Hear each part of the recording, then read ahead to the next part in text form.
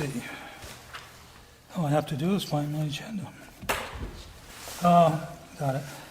We got Oh, another Dan, one. I got Here. another one. Oh, thank you.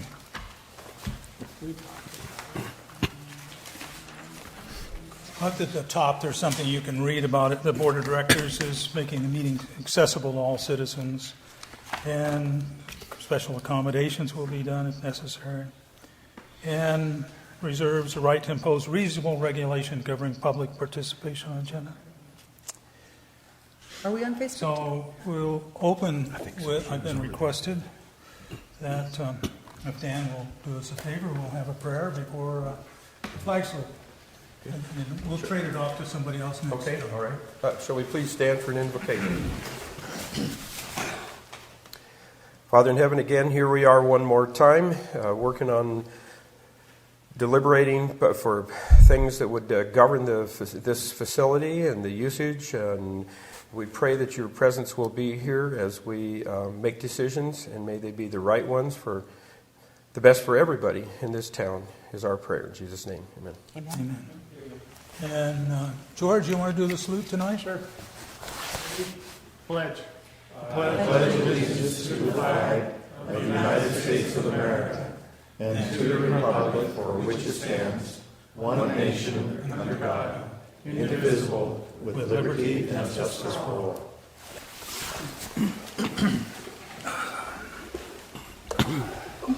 Roll call, Georgiana. Director Dan Whitman. Here. Director Ann Rice. Here. Director Mark Solis. Here. Vice President Cliff Jacobson. Here. President Bill Kellogg. Here. On the consent calendar, is there, I have some things that if somebody else doesn't ask for them to come up, I won't. Any of the directors have anything they want to take off the consent calendar? No. Just what I've already spoken to. Which one? I was just saying if staff will be here concerning items 7B and 7D, then I'd like to do that earlier so that they don't have to stay for the entire meeting. This is on, what, is it under new two under Under- the consent calendar? I'd like to, They're later in the Seven, new business. 7. oh, that was new under new, business. I'm sorry, spoke out of turn. Okay, what do you want to do with that? You want to do, I'm fine with the consent calendar, I'm sorry. where is it? Strategic, distributed apart, staffing. I know what you want. You showed it to me just a few minutes ago. But it's not on the consent calendar, so we can proceed with the consent calendar unless you want to have Okay, some. well, we can move things that aren't on the consent calendar, but let's get through the consent calendar. and then Only we for can- C. Okay. What I'd like to, the demonstration garden fencing, I want to move that from the consent calendar to the committee report on water conservation. That's where it originated from. I think there's a mistake there, and we can talk about it with the committee. Let's see what else. I'm sort of I want to take G and discuss that before we pass it. And the same thing with H. So could I have a motion approving the consent calendar concerning A, B, C, E, and F? The errors in the minutes, those little couple that you caught them? Right, Yeah. as a name on the February 15th regular meeting on page 3. I put a copy on your desk. It's Right. On page 3. Oh, Sep Corolla one? The name's right. Yeah. That's all that I had. Need a motion? So I move that we accept the consent calendar approval of the minutes and item A, and item B, C, E, F, And that's it. and that's all. Second. Or any more discussion about that? Any item on the consent calendar that we just... All in favor, say aye. Aye. The garden fencing, I already explained where it's going. The policy procedures manual, which is highlighted with all sorts of things. here somewhere for you. Tell them to pick up, which isn't going to do me much good. I have to apologize. I've been running this afternoon. Did not have the time that I normally take to prepare at the last minute. My comments on that is that I wanted to make sure that we talked about the health provisions in this and health plan. This, yeah, you've got one right there in front of us. This was amended in November 18th of 15. Before there wasn't anything like this, and I wanted to get that deleted. Now, is that deleted now, or do we have to vote on it again? What's that? What page are you on, Bill? 43? Yeah, 43 of the 43, last, yeah. No, that's under old business, item 6B. right.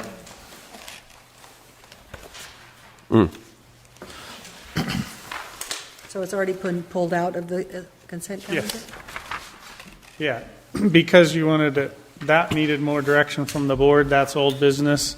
Okay. The other ones were requested to be, just so we were on the same page of what we thought everyone said versus what we put in writing, so that's why those are on the consent calendar.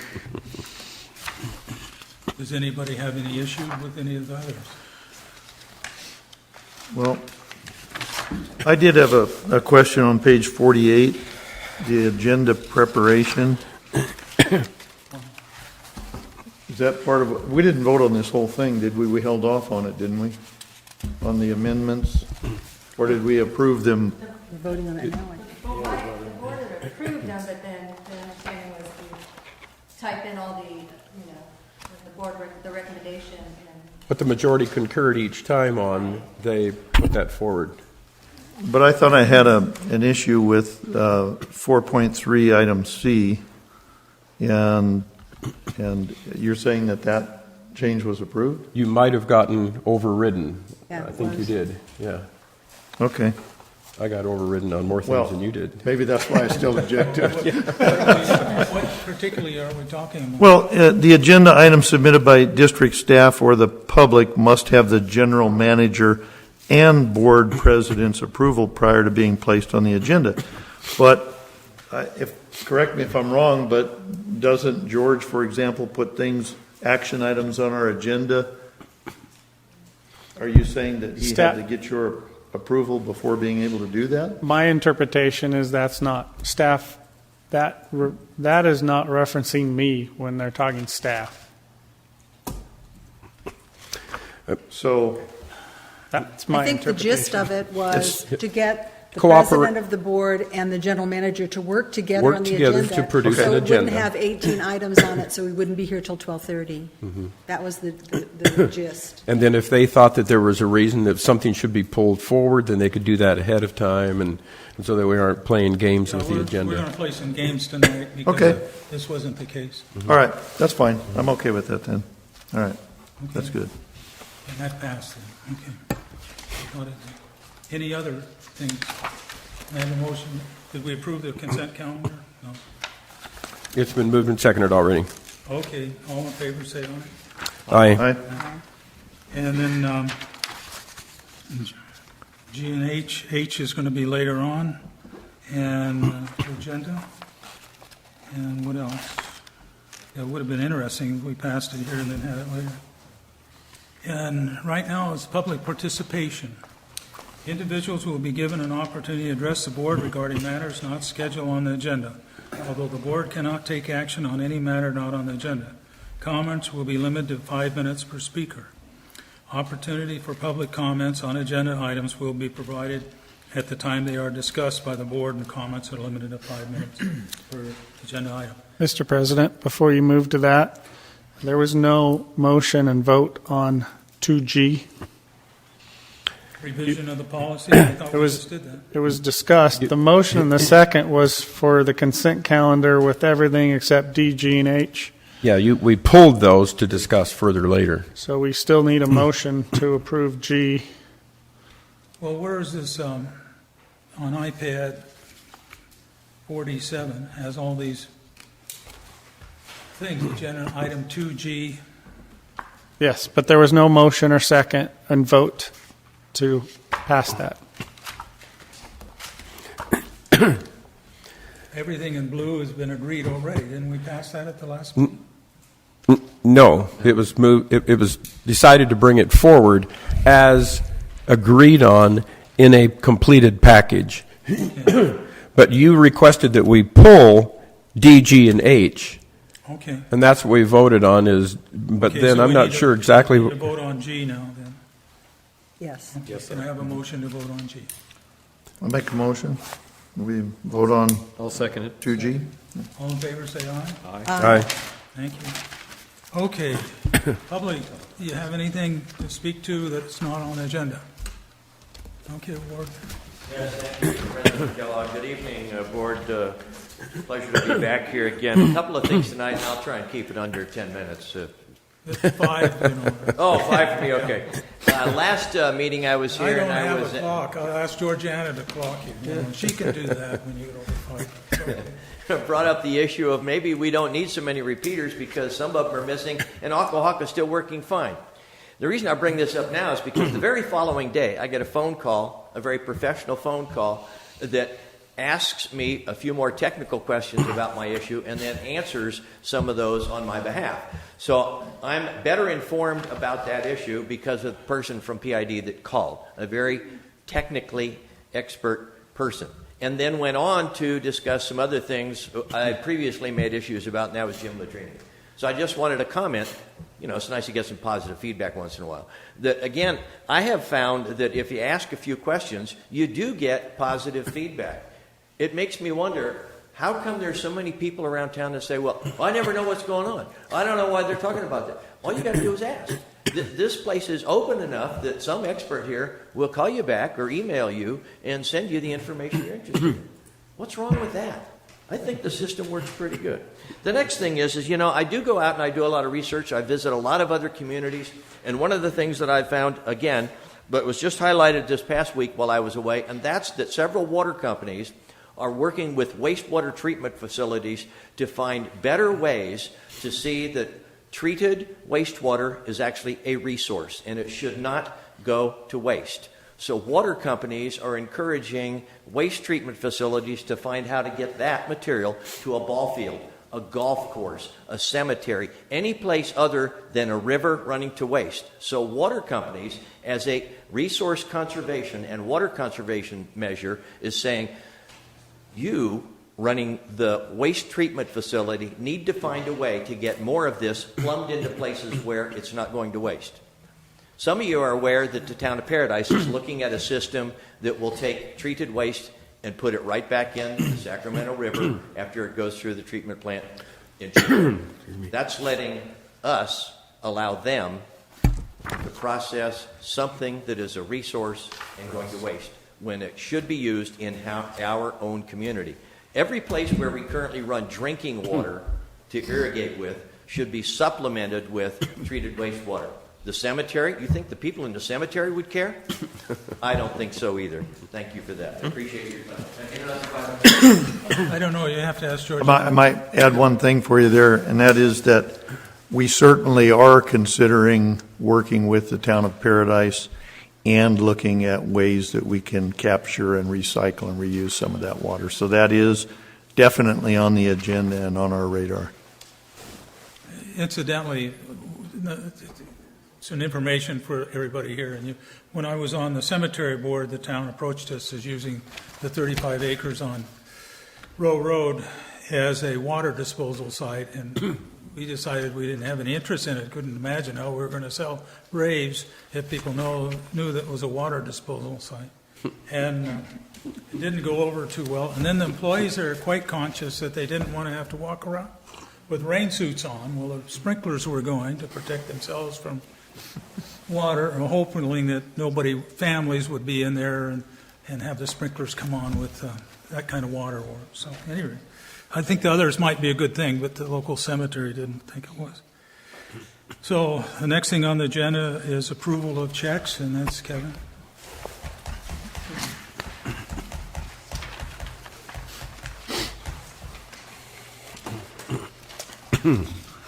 I'm ready.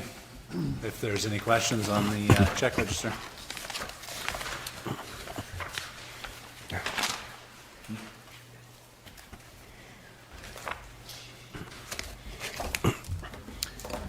Okay, I had one.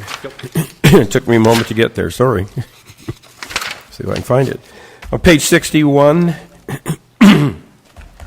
top of the page, Ferguson.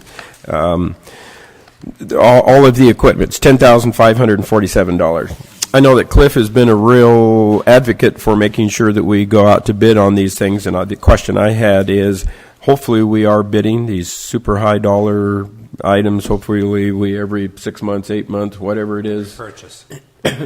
Every purchase On of large these items is like being this. bid out to 3 different companies. Thank you. Ferguson, Pace, and who's our other one?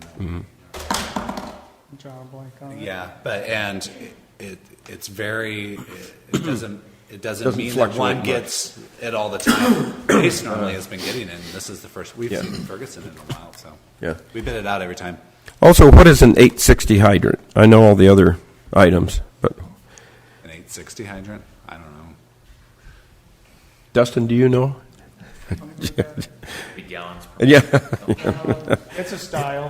it is a So it's style. the It's a number. 6 by It's, 2, yeah. and it's a type of hydrant.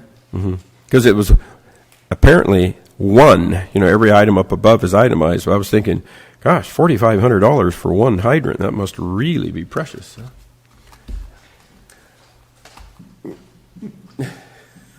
Be more than one. Yeah, it's 38 feet tall and. All right, well, I had a question on that too. Are these being charged to the hydrant fund? Yeah. Okay. yeah. Yeah. And we still bid it out though. All the hydrant and stuff is still bid out. I don't think it's charged to the hydrant fund until it's used. Right. They carry it. Oh, hydrant's got its own inventory? Okay, I'm correct. We do charge it to the hydrant fund and they carry their own inventory. Oh, okay. Good. Yeah. So their inventory's up there, but it's segregated from our inventory. Yeah, pretty much everything else on the list was same as previous months, so that's all I had. Ann, do you have any? No, I don't. Mark? I'm good. Thank you. I thought it was rather boring. Yeah. Didn't see anything that piqued my interest this time. I'd have a comment, but I'd regret it if I said it. Okay, do we have a motion approving the checks? I'll make a motion that we consider approval of general fund check numbers 50306 through 50387 for the month of February 2017, totaling $346,722.08, exclusive of voided check number 50376, and authorization of a similar amount allowing or adjusting for extraordinary budget or board-approved items during the month of March 2017. Second. Any further comment about the check register? All in favor, please say aye. Aye. Treasurer's report. Any public comment on that? Huh? Public comment on that? Did you have somebody want to? No? Okay. Do you want me to do the treasurer's report now? Yes. Okay. First of all, there is a typo in there. The cash position is not the 2.3 million in the text. It's the 2.318 that's in the total cash below that. So I apologize first of all for that. So our cash position is holding at 2.3 million. Our unrestricted reserves continue to increase a little bit every month, which is great. So we're at $1.2 million of unrestricted cash. You obviously see the restricted funds, the 2009 COP reserve fund, and then the PFD fund, which the PFD fund is actually on the agenda this month. So we'll be discussing those dollars coming up. We've made quite a few of our debt service payments. From an operational standpoint, our expenses are right on budget, and just a little bit below budget. Our consumption revenue still is trailing behind what we had budgeted, and we'll make sure that we're going to watch it going forward into the summer months, and hopefully we'll see a kick up in the amount of water used, and then we'll adjust our projections going forward for the next budget year based on the historical numbers that we're receiving now. Let me see. I'm in the process of formatting the current budget, which then will be brought to the Finance Committee for a first initial review and any items that maybe they have interest in changing or making sure is highlighted, or if there's certain direction they want to go with the current year budget, that'll be given to the Finance Committee. The retirement plan, Rick Moots was here and presented to all the to all the employees the calculation. He spent 3 days in the conference room meeting individually with each one of the employees, going over their calculation of how the fees were charged back, and then the earnings on the fees and how those were charged. And so we've gotten through that step. We're still working on the RFP is in the union's hands right now. They wanted some input on it, so they have a copy of it. So I'm waiting for them to get back to me with their edits on that. And then they also had wanted to come up with some suggested auditors for the RFP or for the retirement plan calculation. And so I'm waiting for a response back from them on that. What's their consensus on the adjustments on the overcharges? Across the board, pretty happy with it, or? We're still getting feedback on that. So now that they have an understanding of it, I think that they're kind of digesting it all, and then we're still having some feedback coming back for that. So is there a structured, he met with them one-on-one, and was there a structured, any documentation as to whether or not they still had questions or disagreed at that point? There was not a structured type of report back on that, but there were still some questions of how the calculation was completed, and so those questions we're still getting answers from FTJ to make sure that the philosophy behind the calculation is exactly what we all can buy into. So there were employees that questioned it still? Correct. Those questions were documented? Correct. They're getting answers back to you?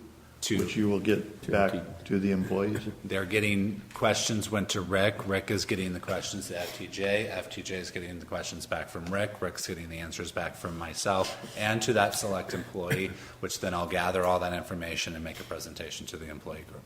Okay, thank you. Yes. How long do you think that's going to take to complete? Another month? No, I'm hoping 2 weeks. Good.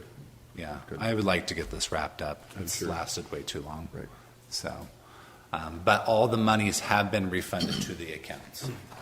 So at what point will Dan and I be involved in? I'm waiting for them to get back with the RFP to me, and an auditor or a solution to this, how we get this funds or these calculations audited. And as soon as I get those, I'm going to call Finance Committee at that time. Yeah. Okay. And then, because I would like to get this RFP started as quickly as possible so that we can get, if the employees aren't happy with where they're at, to get it changed as quickly as possible. And that's the start of the change. So that's where we're. Do we really have to wait for that to be settled to go out with the proposal for quotations on? No, and that's what I was saying. As soon as the union gets back to me the edits of the RFP. Okay. As soon as they get back, I'm not waiting for FTJ. Two separate issues. Yes. I'm waiting for them to get back to me with the RFP edits, and then we'll go and we'll meet in there, and we'll go out for full RFP on the investment, on the retirement account. Rick Smoots, or what's his last name? Rick Moots. Moots. Are they in contention to actually get this back? He has the ability to obviously bid on the RFP, and he could use a different investment firm to bid on that RFP. So he could use a different backer, like instead of FTJ, he would use Lincoln Financial or the Prudential, or I don't know who. Probably not trying to get in detail on it right now, but were there any issues that the employees had with him, but it was just the firm that handled it. So they wouldn't have a problem if he entertained. According to what I've heard, that is correct. Okay. I've actually heard the opposite, but that doesn't matter. I'm not on the committee, or am I otherwise, but I have. had But that the come thing back. is what we're doing is we're going to present as many as we can to the employees so that they can select the best one they feel most comfortable with. If that happens to be Rick, then great. If it happens to not be Rick, great, because that means they got the person they want. Yeah, it's their choice. Yeah. Right. Okay. And then I can answer any questions on any of the financial information.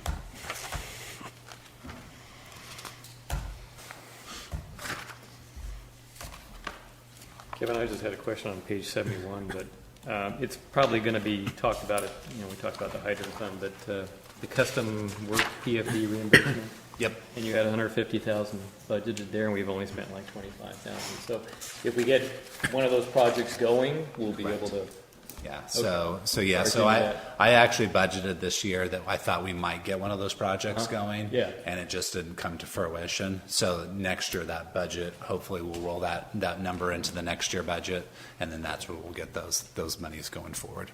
So, but yes, I'll talk about that in We'll the talk about PFD. that, yeah, but maybe we could get it going. Or, Yes. yeah. Thank you. How much did we spend on the meters or this last month? Is it in these figures? It was in there. It was probably in the check register. Yeah, I saw it. Yeah, on the- Oh, but what I'm after is, would we have a budget figure for that? We budgeted part of the pipeline replacement budget as the supplies for that portion of it. So kind of as a capital repair portion is where we budgeted those numbers. How is it doing against the budget then? Well, it's doing very well because we haven't done many pipeline projects either. So Yeah, got a lot of money in it. We budgeted $744,000 and we've spent $373,000 on pipeline and replacement, repair and replacement. And that includes the meters. Okay. The Fireflies, yeah. Any other questions for Kevin? I have none. I have a motion approving the treasurer's report. Move we approve the treasurer's report as presented. I second. Any further questions? All in favor, say aye. Aye. Now we're going to go to the investment report. Yep. And so we haven't seen this for a while, but here's a presentation for where our monies are sitting. And so what I'll do is kind of walk through in the detail. This is kind of where the best kind of purview of where our monies are, and maybe I'll give you kind of a philosophy behind why the monies are sitting there. So I like to keep about $300,000 in our general fund account.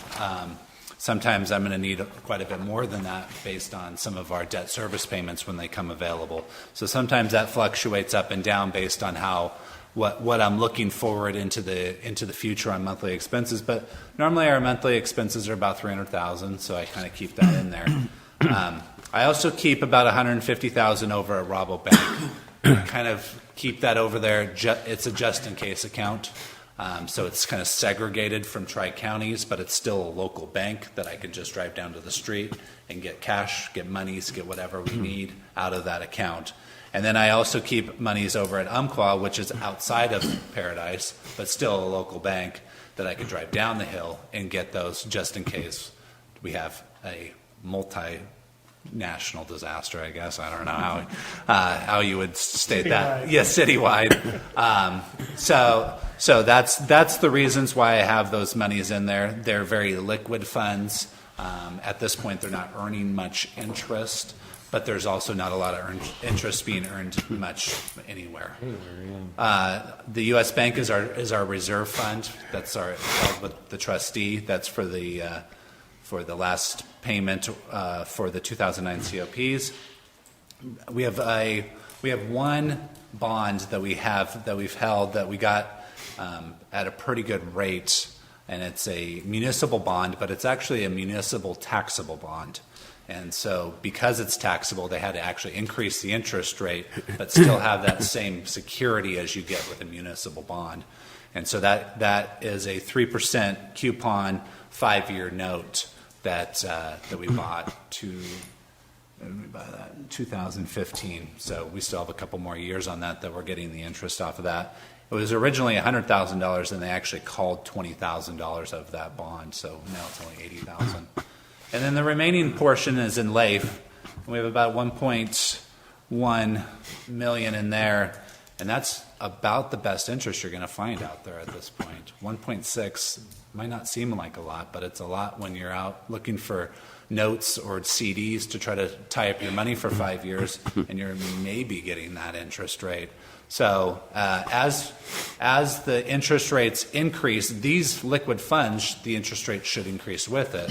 Where if you're buying fixed income investments, you're at a very interest rate risk environment right now. The Fed's just increased rates today or yesterday. Yeah. And so if you're holding any type of fixed CD or bond, You're stuck. You're going to be losing money on that thing. So I just have made a kind of a decision to kind of hold things liquid to see how things go. And holding them liquid in LAIF is what are best, because LAIF is constantly investing in things and maturing. And so they're going to get that boom from that without us having to be into the market. So The initials stand for? Local Agency Investment Fund. It's a fund that's run by the state of California. And you said 1.6 is not a good, but this says 0.6? I meant 0.68, sorry. Thank you. 0.68 is not. So do the amounts in the Rabobank and Umpqua, Yep. do you pull from them at all, or are they just static? We used to have quite a bit more in Rabo, and I pulled quite a bit out of there during our last kind of shakeout where we were kind of spending a lot of our reserves. So I did pull quite a bit out of there, but I just felt like I was comfortable with the 150 in there. So Would there be, what would the disadvantage be of if that money's just there and it's reserve and it's not moving?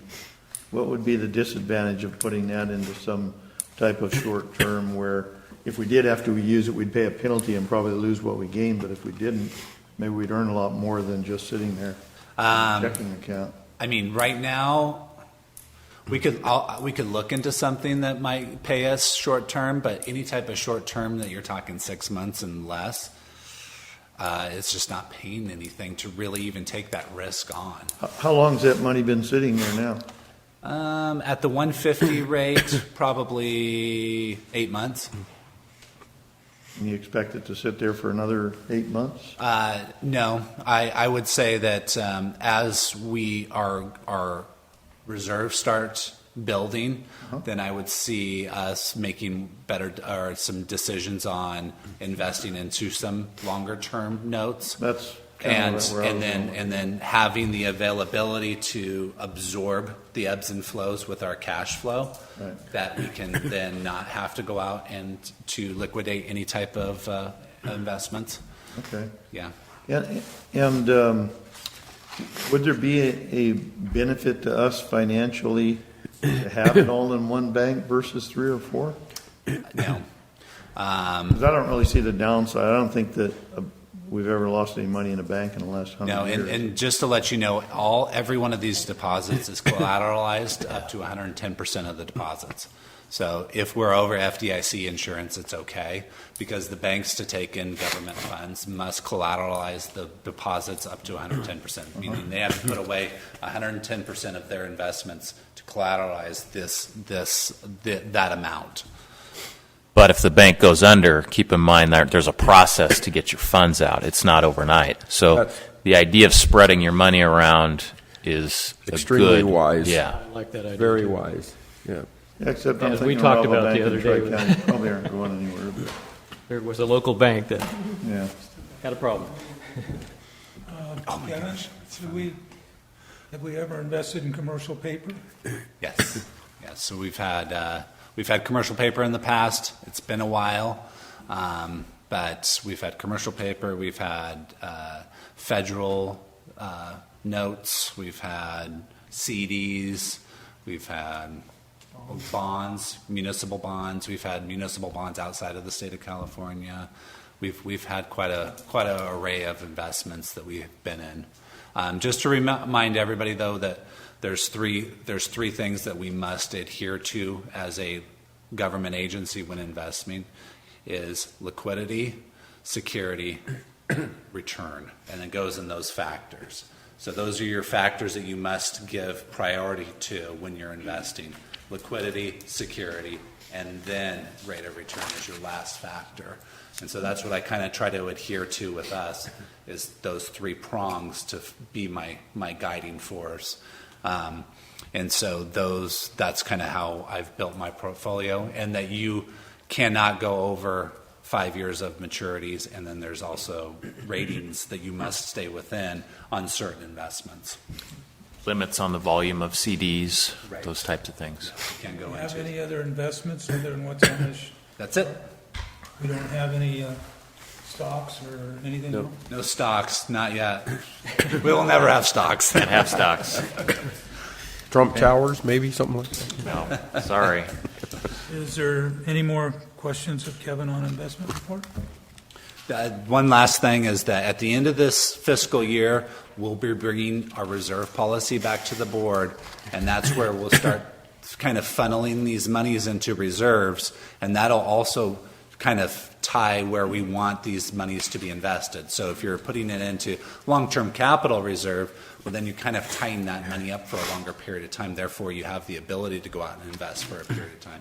But if it's in a rate stabilization fund, then you want that more of liquid, because then you want to be able to pull from that to make sure that you have the ability to stay operationally even. So. Layoff is extremely liquid, isn't it? You can just, any day, you can go in and take any amount that you like. Up to Yeah. 30 times a month, I believe. Yeah. Yep. I think the town has significant portion of its money there, too. Anybody else want to make a comment? We have a motion to approve the investment report. I make the motion to approve the investment report as presented. Second. All in favor, say aye. Aye. I'm sorry, did I ask for public comment? The board wants to make a comment, I should have known. Oops.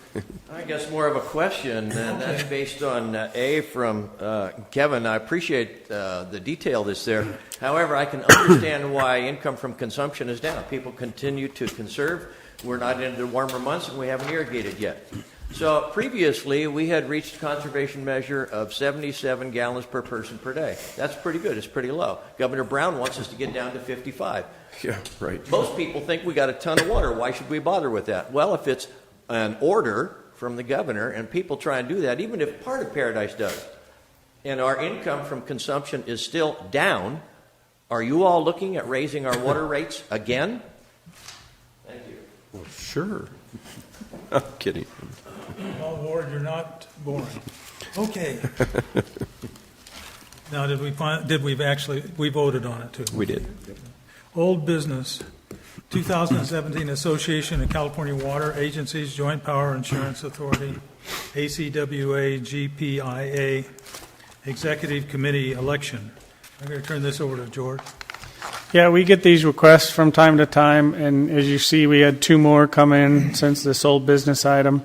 I generally don't think it's my place to decide which ones come to you and which ones don't, so they all come to be in front of you. The only one that I'm familiar with is Kathleen Teagues, who's actually the president of ACWA this year, and I can just attest that she's very active and she gets out into the community, and she's made an effort to come all over the North State and try to get to know agencies up here. She's pretty committed, but beyond that, I don't have any information from anyone else. And there's just one vacancy, is that right? That I don't remember. That's what I was trying to determine. Yeah, were we just voting for 1 or 3? How many are there in? Yeah, I thought there were 2, 3, 2 or 3, I thought. And aren't these on, Applied, but I don't know how many aren't they on vacancies different, applied for. like this? They're on different ones. Yeah, they're on different. Each one's a different number. Yeah. Oh, okay, Yeah, okay, committees. that's, Yeah, it's item number 1, 2, 3, or you're a right, okay. I see. single, double, and triple I. So, So just one vacant, okay. Unless anybody has any questions, Mr. Chairman, will I be prepared to just make a motion on all three? Would that be appropriate, or should we take them one at a time? I move we can still open it up after in a moment. I move we adopt PID Resolution 2017-01 to concur with nomination, 2017-04 and 2017-05. Hey, we have a second? I'll second that. Ward wants to talk. Do you want to talk again? We should say you could only talk 3 times. Organic resolution. No. 1703 we've already used. Yes. Wasn't here, so Okay. Now, this is a roll call vote. yep. So, Georgiana, could you conduct a roll call vote?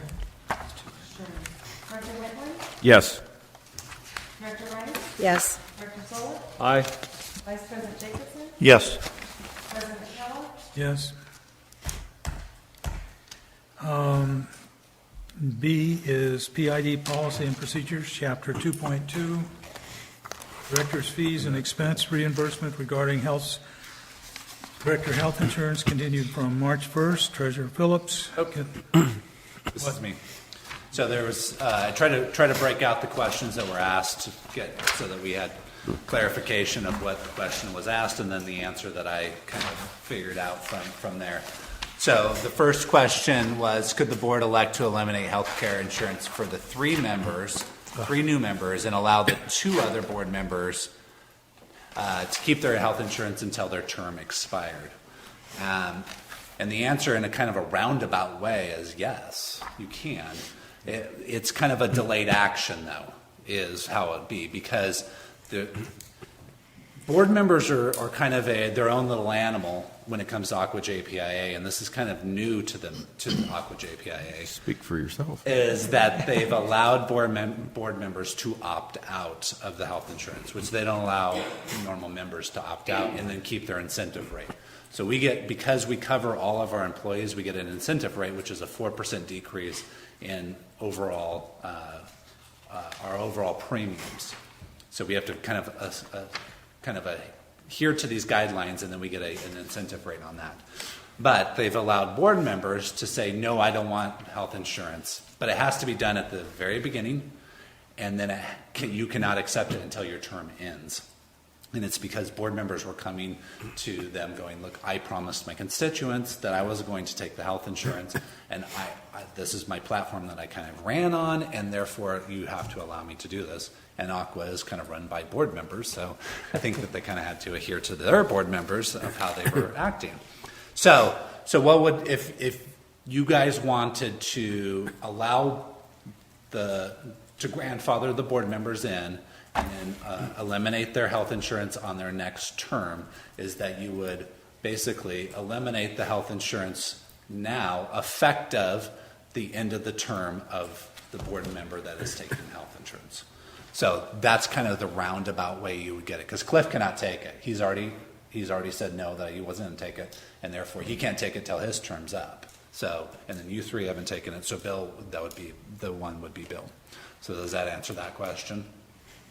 So I made the original motion, so you're saying that my motion can stand, only it's worded only for the one director taking health insurance? So if you wanted to go with the end of their term, your motion would be to adopt a resolution, I believe. To direct staff to bring a resolution back to the board Yes. to affect what you're after. Okay, yeah, to eliminate the health benefits for directors. Upon the expiration of the Of term. his term Just from then on. Going forward. And so what it would be you would be giving ACWA 60 days notice before the end of the term, because they need 60 days notice, that you are terminating health insurance for the entire board.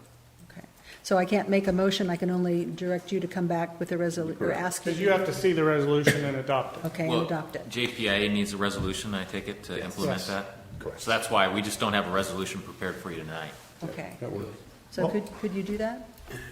Or do we have to vote on it? We're just assuming that we're going to cancel that for everybody, and I don't think we ever voted on that.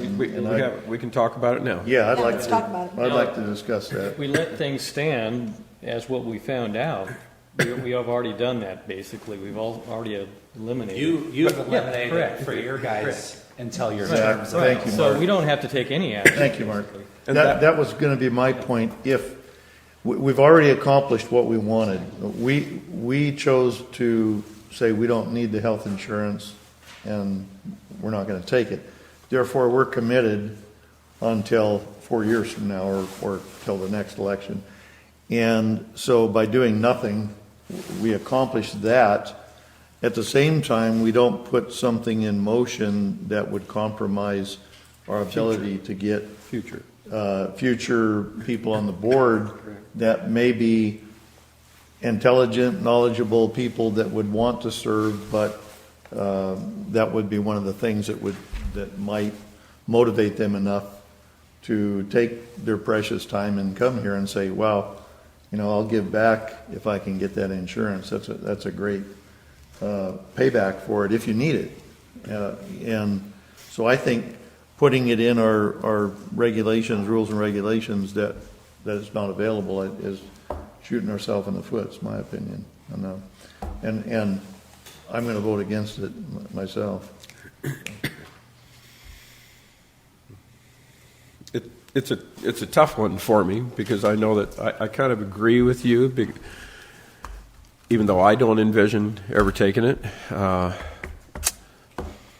It almost seems like I don't think I would eliminate the $100, which is legally has to stay there. We can't eliminate that. To me, it seems like that would be adequate remuneration for somebody that chose to take the full amount. Well, we can't. You're talking about the stipend for showing up at a meeting? You're correct. Yeah, we can't eliminate that. Yeah, we can. You can choose not to take it, but we don't legally. We can't eliminate that because isn't that correct? Certainly, we can take a penny. You can reduce it. You can reduce it. You can reduce it down to a penny, which is what I've done. But we can't. It's You only mean we up could to- mandate it for all future boards? I don't think so. No. Yeah, No. well, that's what I'm saying. But we can get rid of the health insurance. By this action, we potentially could get rid of the health insurance from now on. And I get that. Right. But my point is, why should we limit? I agree. I know what you're ability to saying. get people on the. Everybody's time is worth something. Yeah. Okay. And sure, we're giving back, and we don't need the medical, but I still think that it's a valuable tool to use to elicit good help further down the road. If I were to not be reelected or something happened and I chose not to run, and somebody else that had knowledge about water and chemistry wanted to run and said, if I could get that health insurance, I would, and I know I'd be a positive asset to the board, I wouldn't want to lose that person simply because we made this decision here tonight. But nonetheless, they still have the opportunity of making $300, $400, $500, $600 a month. That's not much. Yeah. Well, it's double what the Not council. if you really do It's all double your what due the council. diligence Double and what the read council everything gets. and spend the time on all the issues. Right. It works probably out to about maybe $10 an hour if you're lucky. So, I agree with Cliff. I think the health insurance issue is always going to be an issue for every board member that comes onto this board. Any newly elected board member is going to have the same issue about the health, insurance, the dilemma to whether I take it or whether I don't. So and of course the public will weigh in on it as well, the customers. And so I don't. I mean, look at it this way. We've got good employees in PID, and one of the reasons they're here is Because I like the health package. benefits. Right. And if we took that away, wouldn't we possibly lose some good employees that had to have health and were forced to go somewhere else?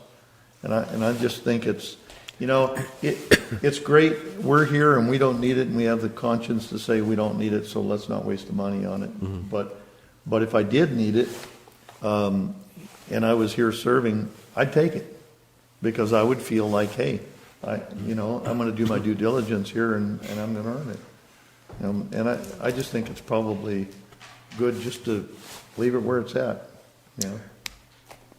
I'd like to hear from you, Mr. President. I basically agree with Cliff. Yeah. In my case, it's very handy, but my wife now has signed up for Medicare. She got quite scared about the whole thing because it's our primary insurance. She doesn't have insurance at her work because of medical conditions, and she's only been in the hospital to have babies, and I go, it seems like every other year or every third year. Anyway, she has a harder time getting medical insurance than I do, so it's a great boon to my family. When it was passed originally, I said, you're going to pay a hard time getting me off this board now. So it is to me, and I think it's a judgment case for each of us. Yeah. Doug didn't need it because he had Butte College. And Seth took a lower rate because he had insurance with the glass company. And Larry lowered his insurance when the new came out to less payments. I think $180 to the next level down instead of the $300. But you can, as I discovered, you can only do that once a year. And I asked my wife, I said, well, we can do that, honey. And she said, no, we got to keep what we have. So I guess that's enough talk about it from my point of view. Well, I'm just going to say that we were asked in a forum that if this came up for a vote, how we would vote to remove the health care benefit for directors or not. And I said I would vote to remove it, and I am going to keep that promise. I think I did too. And I think that, it was $87,000 a year at that time. And I just think in 10 years that maybe some pipeline we could, replace, or I just see other things that it could be used for. And the town councilmen don't get it. So that's right. And they get half of what we do anyway. So. And I have to agree with you, Ann. I said I made the same commitment. After seeing what's happened on the board, I believe we've accomplished what we really wanted to do. Doing nothing, we've still accomplished what we wanted to do. What I wanted to do. How about that? That's my opinion. And so I'm telling everybody right now that I did say that, but I kind of have thought about it quite a bit here after we got on the board and seen what's transpired. That's my opinion now. So. The Cliff wasn't part of the recall. The recall people decided they wanted the health insurance gone, and that's what they're talking about. No, I understand And that. I was aware of it and approved, and I wasn't part of the welfare, the recall committee, and I never agreed to that. So, anyway. Yeah, it'll be nothing against you if I. Well, I respect you guys' opinion, and I hear Mark too. I think if I can't speak for you obviously, but if I had been there and said that I would feel that by turning it down and by everybody else who was there turning it down, that you had accomplished what you made a commitment. You said, I'm not going to take it. Now, I just don't feel that we can move forward and make a decision for somebody who might come after we're gone and tie the hands, by limiting the benefits that would attract them. So, Is there any action that we have to take on this? I don't believe that there is. So if I move for that resolution, then we would vote on that? Yes. Yes. Okay. Correct. So I would like to move on that, to make a motion that staff bring us a resolution to effectively end health care benefits with Bill on the last day of his term. Do we have a second? And because I ran on it, I will second it. Any more discussion? Any more from the public? Yes, thank you. I hate to keep interrupting, but there is a point here, and that's that you are our representatives here. Right. I think we need to know that if you opt out of this, that you actually have some other personal coverage that is as good as or better than. So if you become seriously ill, there is financial means to take care of you and get you back in your chair as soon as possible. We've had a problem on this board with somebody who took extensive absences, Hall. He didn't do us good representation here and eventually was out. A long-term illness could cause the same thing. As our representatives, we need to know you can be here if you get ill and you can get healthy quick. Thank you. Bob Dickinson. On the recall, I don't recall the health benefits being a major Wasn't a major deal. It wasn't. The major deal is where it seemed to be avoiding those things. That's all I'll say about that. And I think we need to move on to those items and let this go.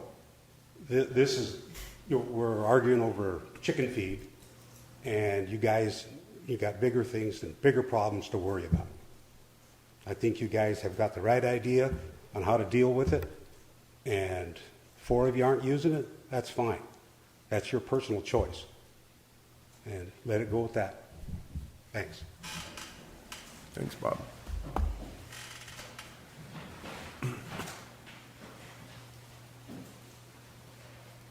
Thank you, Board. Lauren Harvey.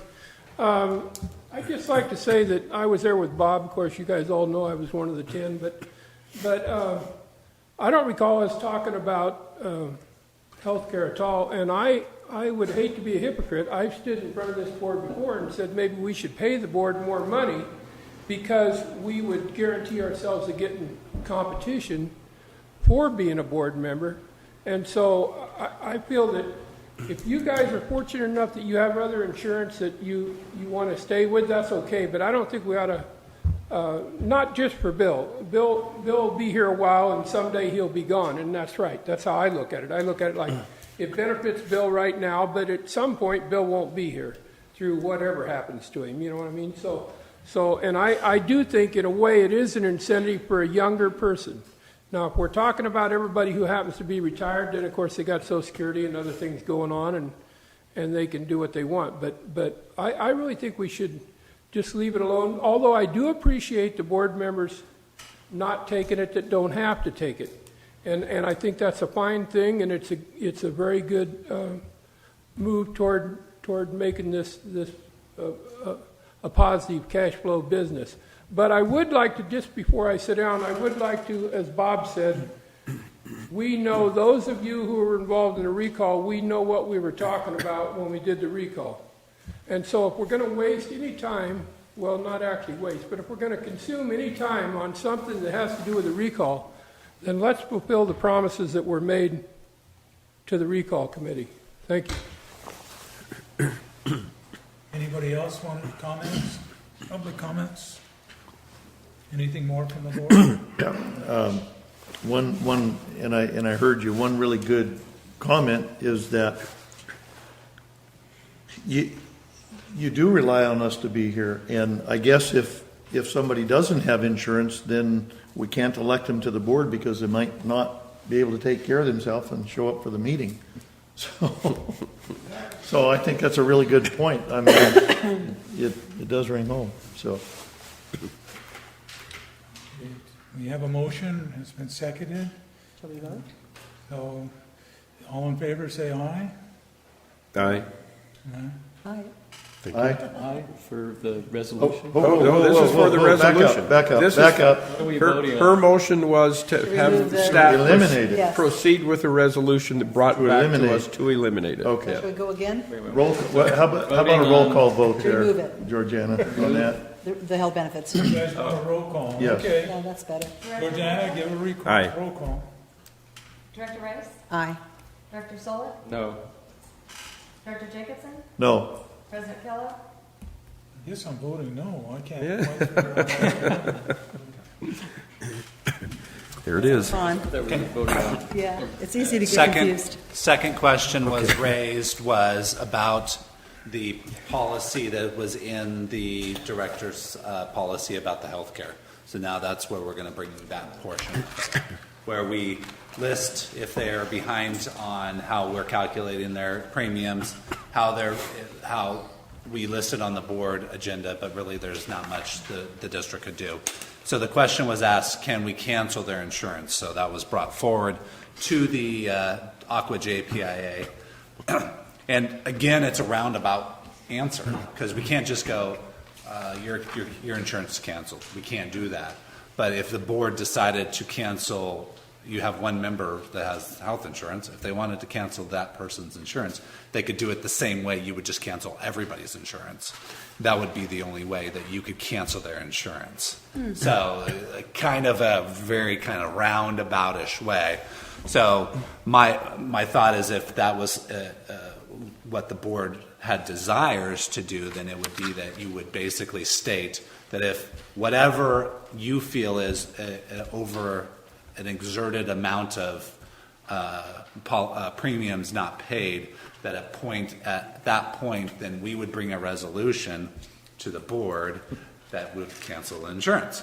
But then that does bring up a point that it would cancel it for everybody Right. coming forward. So you just undo what we just did. Yeah, so now with that discussion, it kind of brings some nuances to it. So if you don't want to cancel it for everybody going forward, then really there's no teeth to it. Yeah. So basically, the onus it's kind of like when you're in boot camp. If one person does badly, he gets a soap party, right?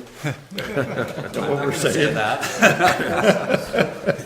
Doesn't sound good. So there's really not a lot of teeth to that we have available to us for cancellation of insurance. So just a refresher from the last board meeting, the committee had proposed basically repealing the current policy language. I expressed some concern about that. I suggest you consider maybe a repeal and replace. If you don't like the current policy, then tell us what you'd like the policy to be, because you have a gift of public funds potential issue, and then you've got the more practical concern of putting staff in a difficult position of trying to collect against one of their 5 bosses, so to speak. Right. So, Well, I'm against it being on the agenda. I don't think that accomplishes anything. So if we choose to do something like put a dollar amount, they cannot exceed $2,000, or you fishing at anything like that, or. But then what? Yeah. Then you put it on the agenda. No, I don't think so. I too am. I don't like it in the manual, and I don't like it on the agenda. But if there is a problem where someone's truly in arrears, in other words, I'm sensing this is late, but it's always paid eventually. Is that and it comes up? We haven't ran it. Well, we have ran into the problem where you have a board member that is taking the insurance. They owe a certain portion of that insurance, but they only show up to board meetings every 3 months, and every 3 meetings. That was a major problem, and that one's gone. You have this arrears, bye-bye. Yeah. And then that board member is then voted off, and you have this arrears that's built up that you have no ability to collect through payroll or any type of more earnings that they're going to be earning. So what would be wrong with when it's perceived by staff to be a problem? In other words, that not in this situation where it's habitually late but eventually is paid, to have George come to, I guess Christy goes to you go to George, and then have George come to the president, unless it is the president, and then come to the vice president of the board, and then let the 5 of us deal with that as far as censure or whatever. And I'm sure you can always, when someone doesn't pay their water bill, don't you have procedures to go after them? Couldn't those? Yeah. Okay. Don't you have collection agencies and such? Isn't there some procedure in place for the PID to collect monies owed? We have the easy procedure. It goes on the tax rolls, so we have no delinquent accounts that we will lose out on.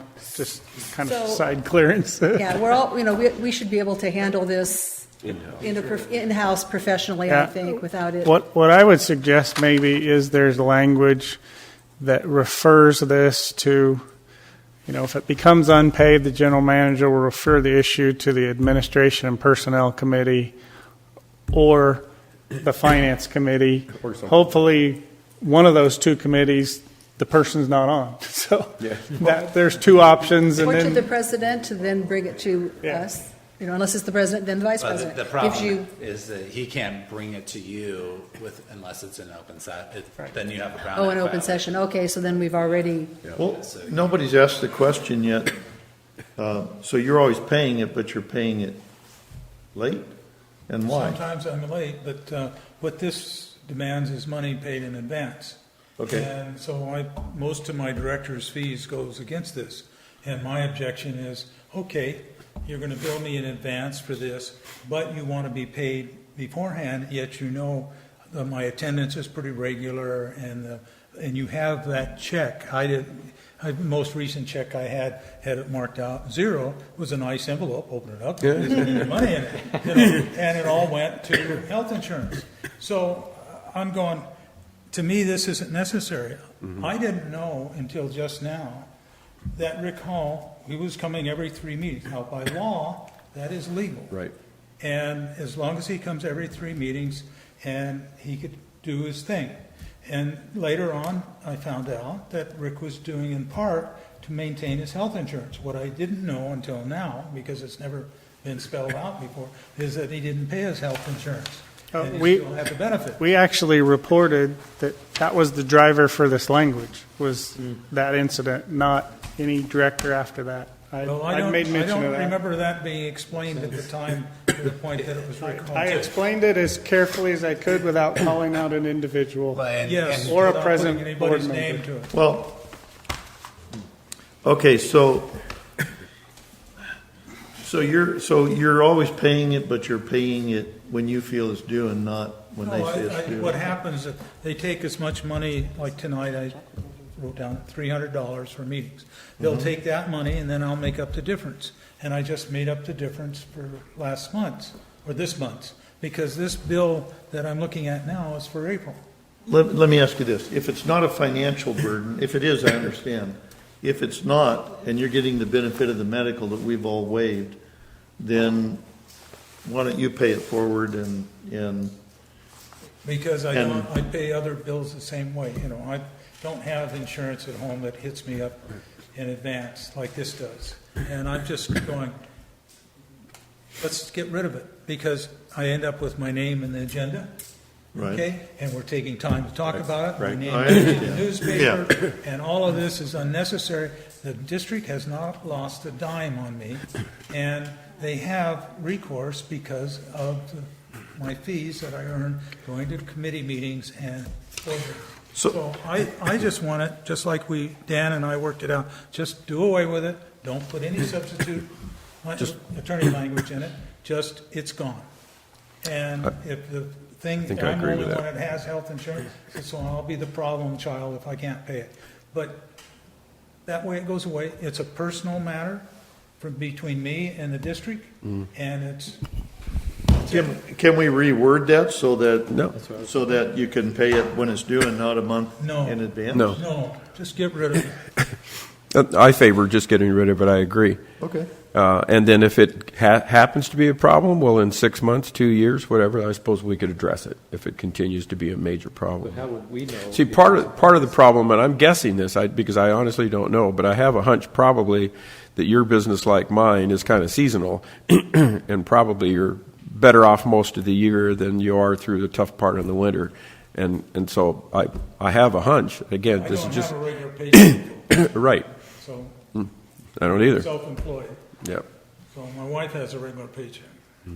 But I think the easiest resolution of this thing is just do away with it. Get rid of it. And we go ahead, and we don't have to spend, I think we spent 2 hours or an hour and a half on this thing. Yeah, not quite. But. And regardless, Rick Hall isn't around anymore. And so I would, the district lost money on him. We lost a lot of things he wasn't. I do have a question. So if we do get rid of this language, then who does handle this? Well, without the language, there's nothing that says the director owes anything for the health insurance. I mean, this is the policy that It establishes. doesn't say he doesn't know it. It's not They the owe it, accountability but that's there's there. no recourse for collection. So we have no recourse for collection. Well, this isn't recourse for collection. It isn't, We're it's putting just it on the accountability agenda. is all it is. It's not recourse, it's accountability. This is just saying if you don't pay it, we tell everybody. Transparency. That's all there is. Right, but this could prompt board action, I think, is what this language is here for, so that's why. Not really. Well, it looks like it to me, that Well, at any rate, I have my opinions the way it originated. Rick Hall was an interesting man to work with, and he was very conservative financially, but he had a great deal of financial difficulties. So, at any rate, my problem with him was only coming out of 3 meetings, and after a while, we realized what it was. Well, have we voted on everything with the exception Yeah. of Except this? this. Right. Well, then, I'd like to make a motion, Mr. President. I move we strike 2.2, whoa, where are the numbers on that? 2. Well, it must be the paragraph designated in A. Because there's 2.A, there's section no- Strike it, you can strike it as the paragraph's Referenced referenced in- in the Yeah. packet. Yeah, okay. That's my motion. I'll second it. Well, I'd like to comment on it. I don't think we should strike it. I think we should modify it. That's my opinion. We should modify it so that it is paid when due, just like everybody else's bills are paid when due and not in advance. But I think that it ought to be in there. You're saying you're gonna- I should pay April and April, Well, not a month in advance. correct. I'm saying when the premiums are paid by Kevin, then they should be paid by you and not a month before Kevin pays them, which is what's Well, I happening now. Is think that correct? That's exactly what I would like to have it be. I don't want it in advance. This to me is a burden. Well- But this way I can use my director's income to pay it. And then I can make up the difference. So what would be the problem with rewording that, then to say, that they're due on the, not in advance, but by the second Wednesday of the month when they are due, and not a month prior? That would accomplish true. getting this to a point where if somebody else down the road wanted to have those medical benefits. Okay, I'll comment one more time about this thing. Before this was passed, we didn't have anything that I remember. We simply, it came out, we weren't talking about $300 because insurance, the amount that we paid was considerably less. And there was very little difficulty in that. And I'd like to get Mr. Hall out of this thing and say all the other directors, as far as I know, since I've been on the board, that have health insurance paid it on time and with no difficulty without this being here, okay? And it was taken care of. This is thing, But keep in mind, you made a great point. It has grown. Healthcare is expensive. So when it wasn't a problem, it was only because a director missed a single board meeting, because that's all it took to cover the cost. Now we've gotten to a point where it takes 4 board meetings to cover that. And next year it could take 6, or which you can't get paid more than 6. Who knows where healthcare is going? So you're making a policy that lasts for in perpetuity, supposedly. So just keep that in mind. that doesn't hold water, George, because we renew the policy the first of the year. We go in and talk to Christie, and she asks us whether we want to continue with the policy we have or change to another one. We have a motion and a second, and we have multiple other discussions. Yeah, we need to go on. Yeah, right. So you want to call for the question? I do. Participation. Yeah, you want to ask public? Does anybody have any more to say? Okay. Question called for? Yeah.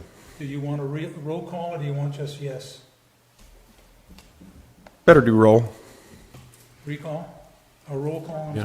sorry. Okay, Georgiana? Director Whitman? Aye. Director Rice? Aye. Director Solar? No, Vice President Jacobson? No. President Keller?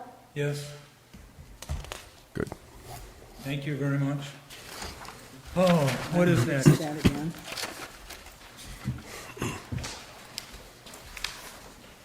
New business.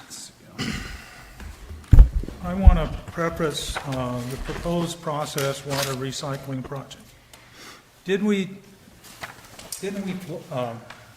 table this at the last meeting? We did. We did? And then by Tabled it to the- rules- Pardon? We tabled it not in a certain amount of time. No. There was no, tabling meant there was no vote last meeting. Yeah, it was information only. I'm wrong. I misspoke. I was looking at the wrong one. Okay, it wasn't tabled? No. I think so. Okay. Then the other It's on. question I have on it. Now you're talking about new business, proposed process water recycling new- project. Number 7A. 7A. Okay. I'm going to have these questions, and then George will take over. In this, there was a thing when we hit the original contract with ACOM. They'd want a three-way thing, and for 25 or 30,000 gave engineering study. Then the next thing I knew, when I came to a meeting, we were looking at $1,200,000. There was no bidding process. Dustin can tell you what the exception is, but there was none done. It's the biggest contract since I've been on the board. And it went through. I voted against it. Now, on this thing, they're asking for the same sort of thing. Go ahead with ACOM services. My opinion is that it's a new project. It's not the other one. It should go out to bid, and it should go out to RFP, if I get that right. Yes. And that should be the process for it, if the board wants to go ahead with it. It should not be the one that George is suggesting. George, it's yours, the floor. Well, you have my recommendation, and I felt it was important for me to provide that to you as a board. It's one of my duties, and I'll add a few things to that. I kind of felt that the state board staff was kind of throwing softballs at you, and I was a little concerned of how that would be received, that maybe we've got time, but I don't think when push comes to shove, we've got time. We need to move forward and come to some resolution and make direction in a positive manner, or we're going to end up in problems. The other side is this is kind of forcing the board to make a decision on how they want to proceed, so that AECOM knows how things are going. Because if we drag this out any much longer, they're in pause, and so they've got staff they need to redirect and head off into another direction and working on other projects. So we can't leave them hanging in limbo.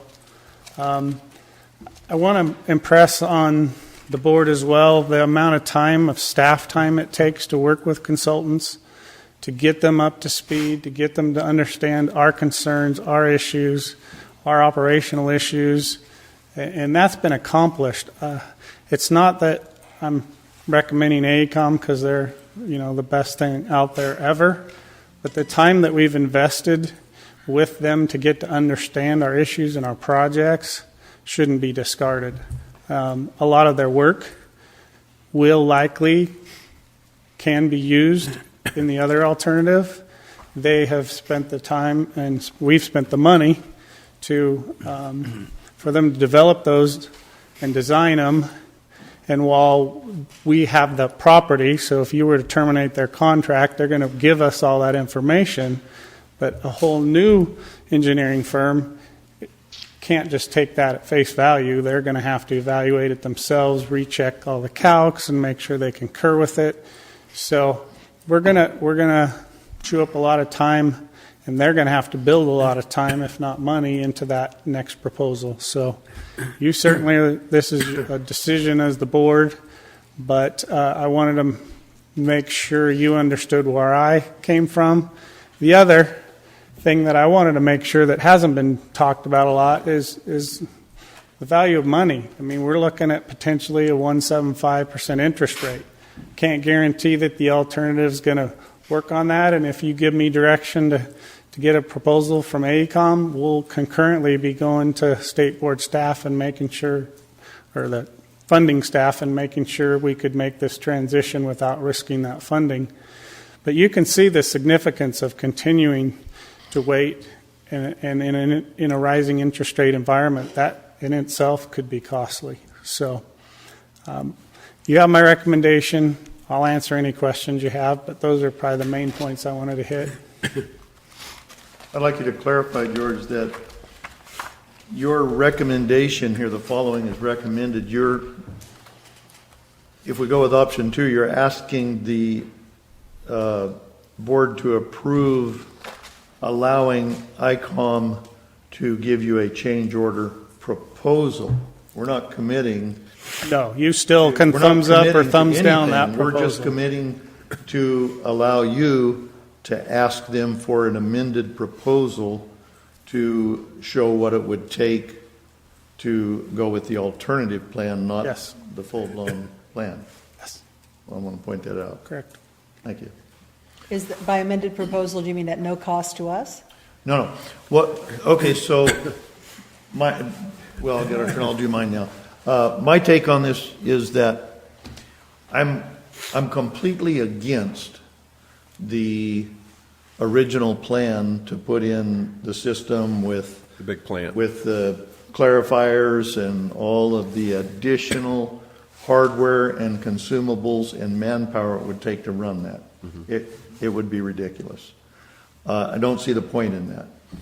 However, what I do see is that we do need to improve our ponds.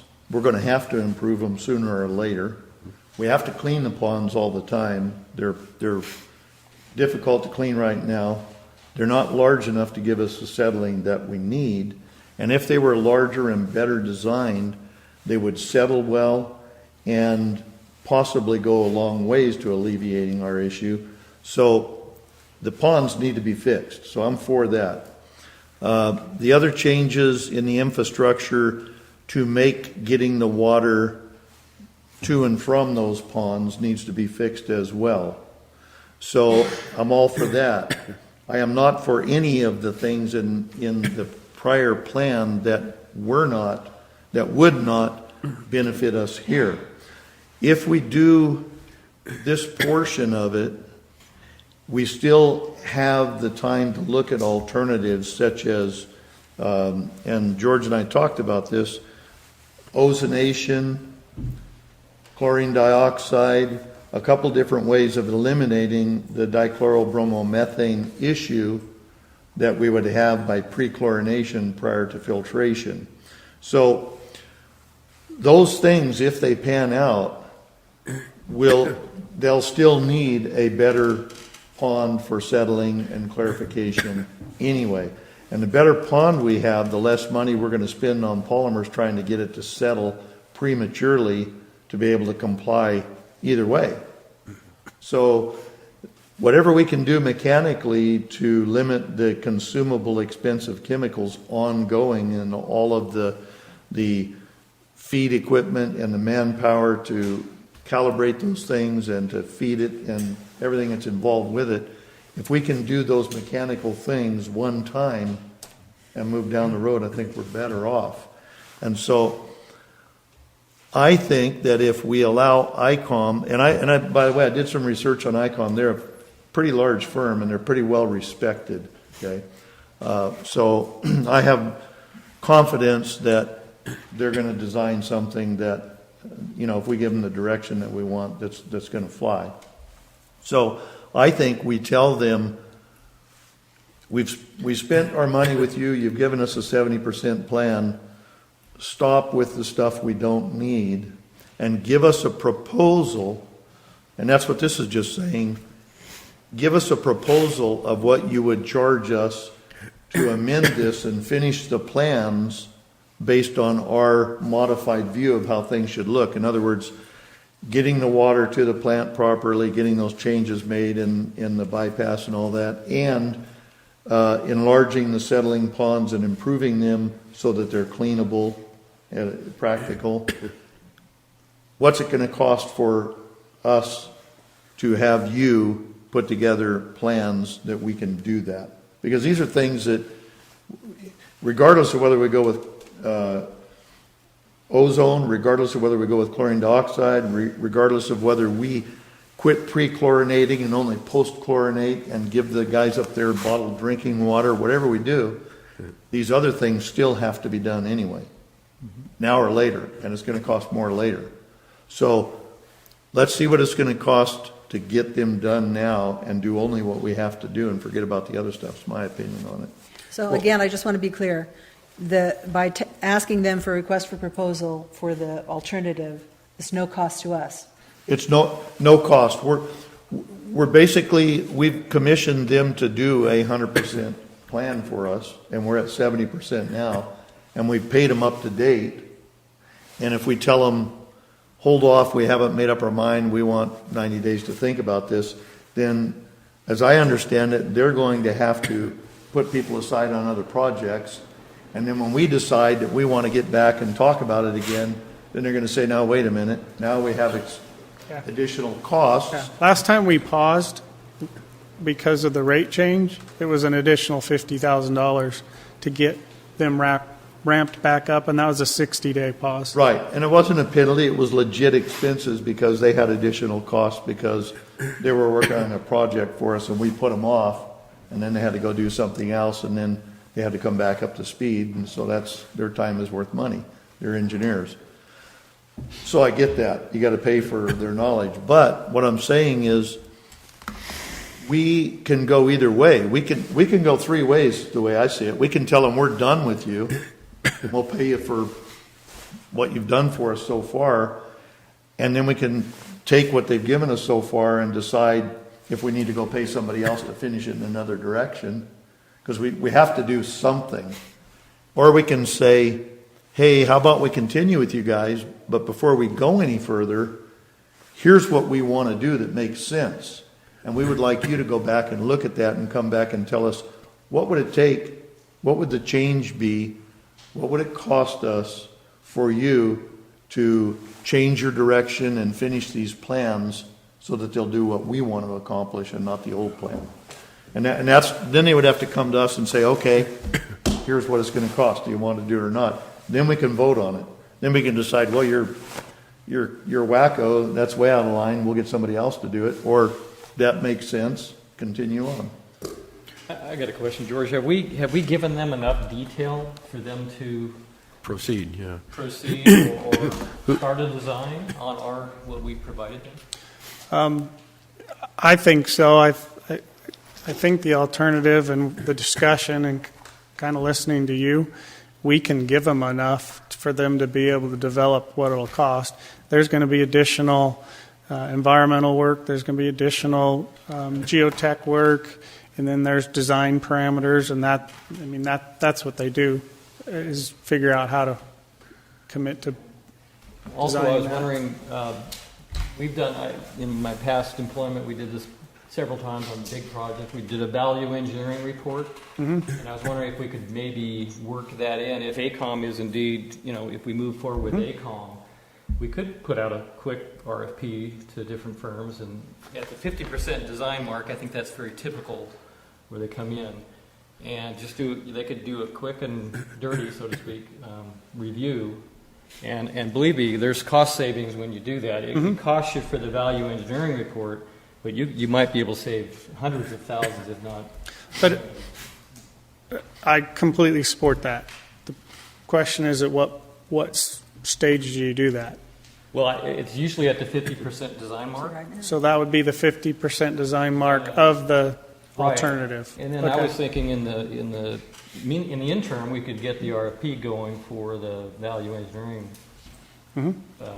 So basically, you're saying we could put them on notice that we're looking third-party elsewhere review. too. Well, this isn't exactly the same thing. It's not exactly the same, It's just but a- you're like having peer a second review. set of eyes come in and take a look at their design, Right. and they try to find things that the design engineer did not see, and especially cost savings. It's also going to make them sharpen their pencil too. So never hurts. That's a great idea. Yeah, good idea, Mark. Because that would give us, the people that we've promised that we're going to go out at different bids, that gets a lot closer to it. Well, it does cost money. I don't want people to Yeah. think that this is, it's no. going to cost us, Oh, of course. I don't want to throw the Yeah. wrong number out there, but it does cost you for that additional report. But it's really time and money well spent. So will ACOM, as part of their program, will they be then determining, because of our request, will they be determining these ponds need to be 150 feet long, 60 feet wide, 7 feet deep? Details like that, will they produce?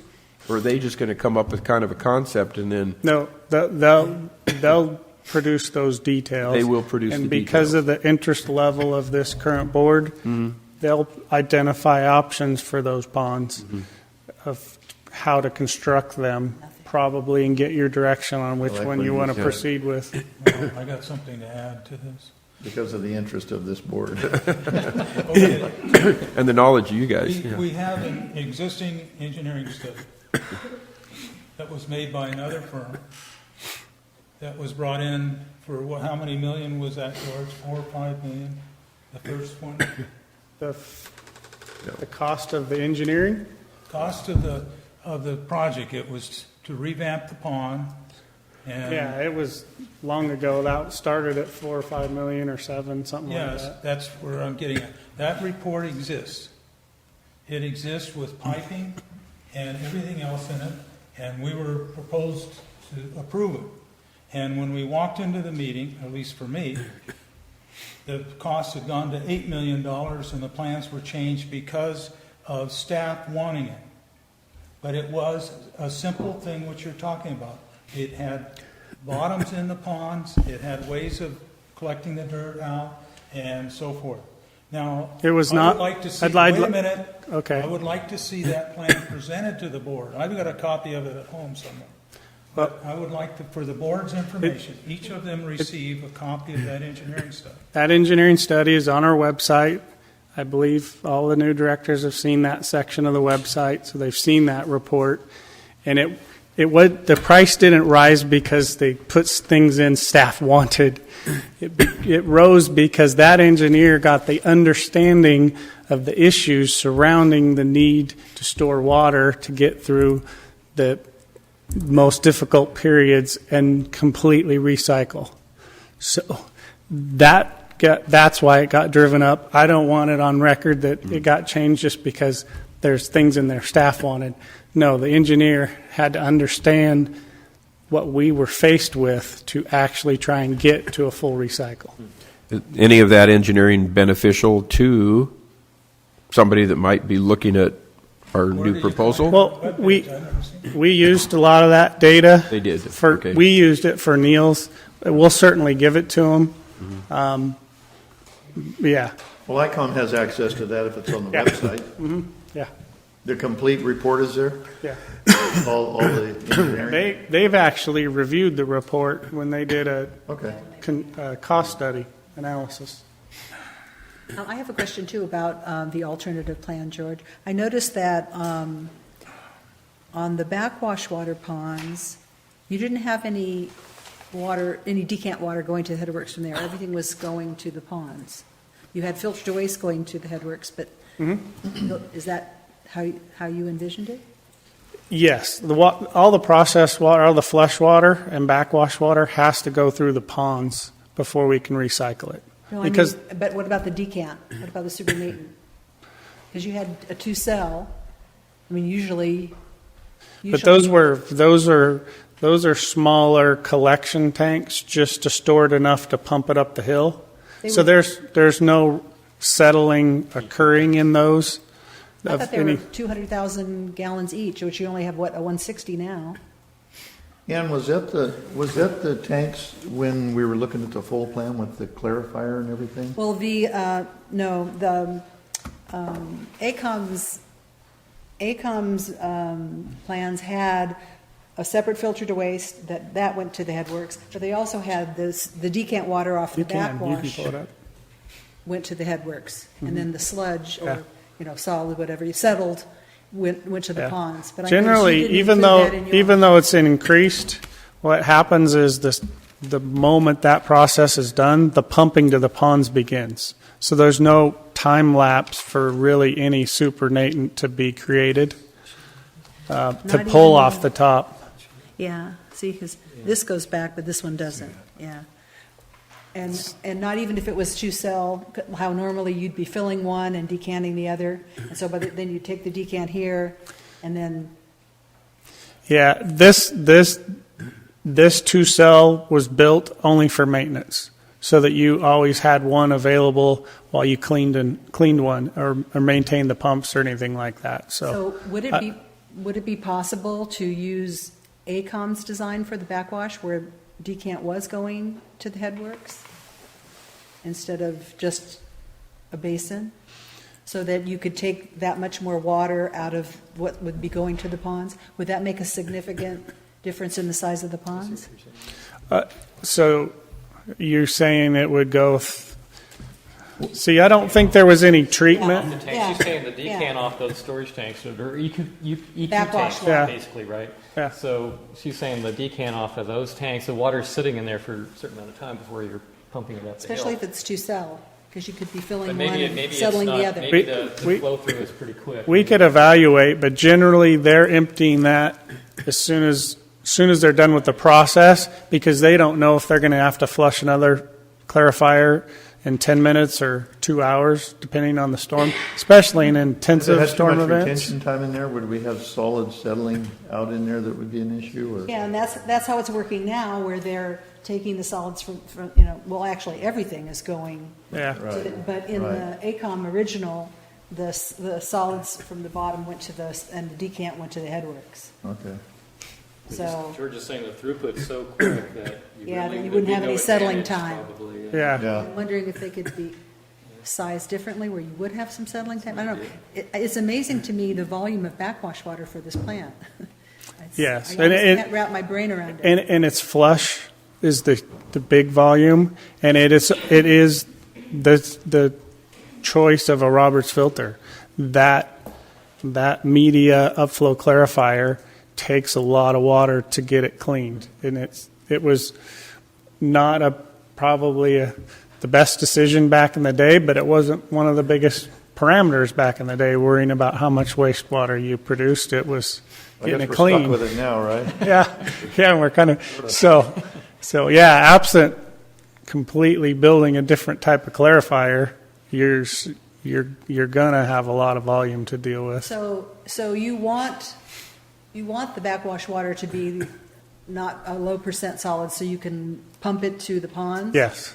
You don't want any, because I was even thinking, what if you added some polymer or Yeah, something you to actually make want it stirred up enough so it'll pump up. Yeah, you don't want. Well, Yeah, it's you're not pretty pumping low. off the top of it because you don't want any settling collecting there. But keep in mind, we are working on a pilot study, and that's all part of this. And part of the pilot study evaluation would be looking at our clarification process and those upflow clarifiers and seeing if possibly there's a better combination of polymers that would clean off of the media quicker and result in less flush volume. That can be a parameter we try to achieve with that pilot study. George, So just how- for the, I'm sorry. I didn't mean to interrupt you. So how is ACOM going to make it work? Because it was in their design to have decant go back to the headworks. The only decant that AECOM was taken to the headworks was after it went through the lamella settling basin.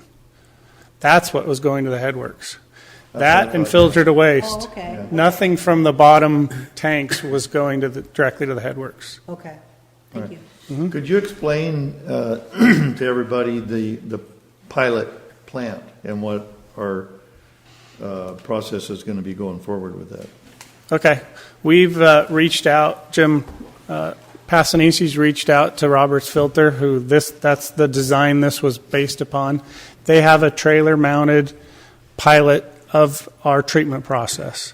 So they are ready to rent that to us, and we've got a price for that. And what we were looking at is adding that task to the receiving water study and engineering group that you're going to look at. that they're also going to help us set up and actually do the evaluation of the pilot study. So they're going to do the analysis for us or with us, more than likely. So we can look at pre-chlorination, post-chlorination, ozonation, all of those different processes you two will get the opportunity to work with them and dial in not only the correct amount of aluminum sulfate, aluminum chlorohydrate, Anionic, non-ionic? yes, and the levels and how they affect the coagulation for the filtration and how that affects the settling and amount of backwash water that we have to use to clean them, and how quickly they may settle going to the new settling tanks or settling ponds with the right pre-treatment. Correct. So there's a whole lot we can play with there, Optimize our and I plan. think we can optimize the heck out of it. So I'm looking forward to that part. I almost wish I'd have made myself part of that, but I'm going to have, you guys are going to have to give us a written report every month of the progress. Just because I want to know. And then one more thing I'd like to add is, for this value engineering, I'd like to make sure that, what was the name of the design? Stantec? Yes, it was. Fantastic. We actually took a trip out to Miners Ranch water treatment plant. They're doing an expansion from 12 MGD to 21, and they're actually they have the same. They're putting the same filters and clarifiers that we have, and the design. They have a very small footprint to work with. Yeah, they face a lot of the issues. Are they doing a floating media for their clarifier? No, I don't think so. No? I don't recall. Buoyant media? I think it's called buoyant media. Yeah. I don't recall. Yeah, I haven't had a chance to go tour it, so that was a question I was going to ask. Yeah, they're pretty tore up right now. Yeah. But I was really impressed with the design and and very similar to our plant. In fact, they came to look at our plant before they decided on their expansion, and I want to make sure that that's one of the firms that we contact for that. Is that was that pilot plant built for this plant? You're saying it was specifically? No, this design is a proprietary design that they sell and pitch to treatment plants all over the country. So it's replicated with different flow rates all over. So it will replicate any of their Well, designs. there's a dead horse. We'd buy it from them and have it up there. It may be the one, it may be the same one I saw in what if all the time. 1998, because we had a similar plant in Green Valley, but it was only 1 MGD. But they pulled in their little pilot plant and did the whole Crank it thing. Okay. Trying to run a meeting. Yes, sir. We've used up all the time we have for process recycling program tonight. One of the things Mark suggested was possibly having a work group and listening to you guys tonight. We don't, I think 2 of us on the board don't really know what you're talking about, okay? You're here. And then we have an audience and we have a community that have no idea. So the idea would be to formulate some sort of a working thing where we talk, maybe the whole meeting, nothing about processing water and all the different alternatives that could be brought up, and have people come from different firms, but make it like a 3 or 4 hour board meeting. And you can call it a workshop, you can call it whatever you want, but that's where we need to take all your technical information and your knowledge and have it presented in such a way that the rest of us can understand. Yeah. And then we can act. Otherwise, we're sort of sitting here in the dark going, Sure. oh. What I meant, Bill, when I spoke to you about this was a workshop for what has been presented to us now. I wasn't inferring that we were going to look at alternatives or anything else. I mean, we have one alternative right before us tonight, and we have the process recycle that's sort of before us as well. So that's what I meant. It was a workshop to look at what's before us here. Yeah. So, And I think mine was just clarification, because I think this is a very important decision that we're going to make tonight, and I wanted to make sure everybody had all the Okay, well, I'd facts. like to leave it at you guys. Well- You have something you want to put on the agenda for next month covering this. Okay. And where we can program it in for a couple of hours, it looks like. and maybe you have some people come, maybe from AECOM, other engineering firms, whatever you think is appropriate. I'm actually going to make a motion. Okay. I move approval to direct staff to request a change order proposal from ICOM for design activities and environmental work for the pond alternative that we just discussed. Do we have a second? I'll second that. More discussion? Anybody from the audience wants to? No? Bob Dickinson. When I read that letter about a week ago, all I saw was pressure being put on you guys. This has been a management issue long before, since 2001 or 2002. This was supposed to been taken on. It hasn't. It's been pushed aside. This building was built. All that money was spent on that. All the money that was spent, mismanaged on the meters, that was all spent on this. And this kept getting kicked to the curb. So don't feel the pressure from anybody to get this thing done and get it done right. You guys need really hard to look at other contractors or other aspects of getting this job done. Quit being force-fed in one contractor. I'm tired of it.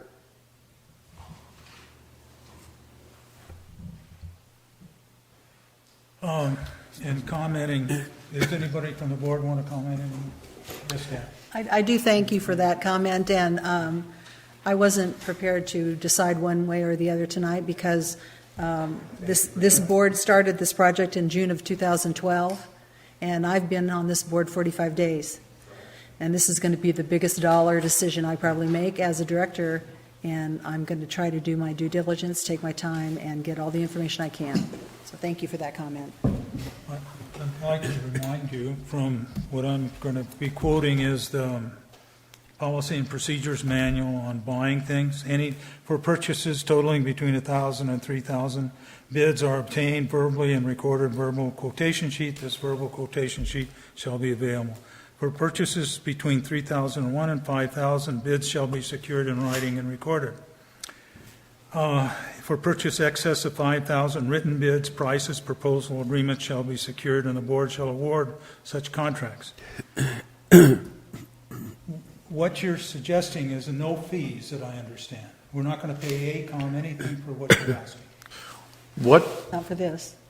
and if we need some clarification here, what I am saying here is that I'm recommending approval to allow the staff to ask AECOM to give us a proposal, which shouldn't cost us a nickel for the proposal. Correct? And then, once we have that proposal, we can decide and vote on which way we want to go.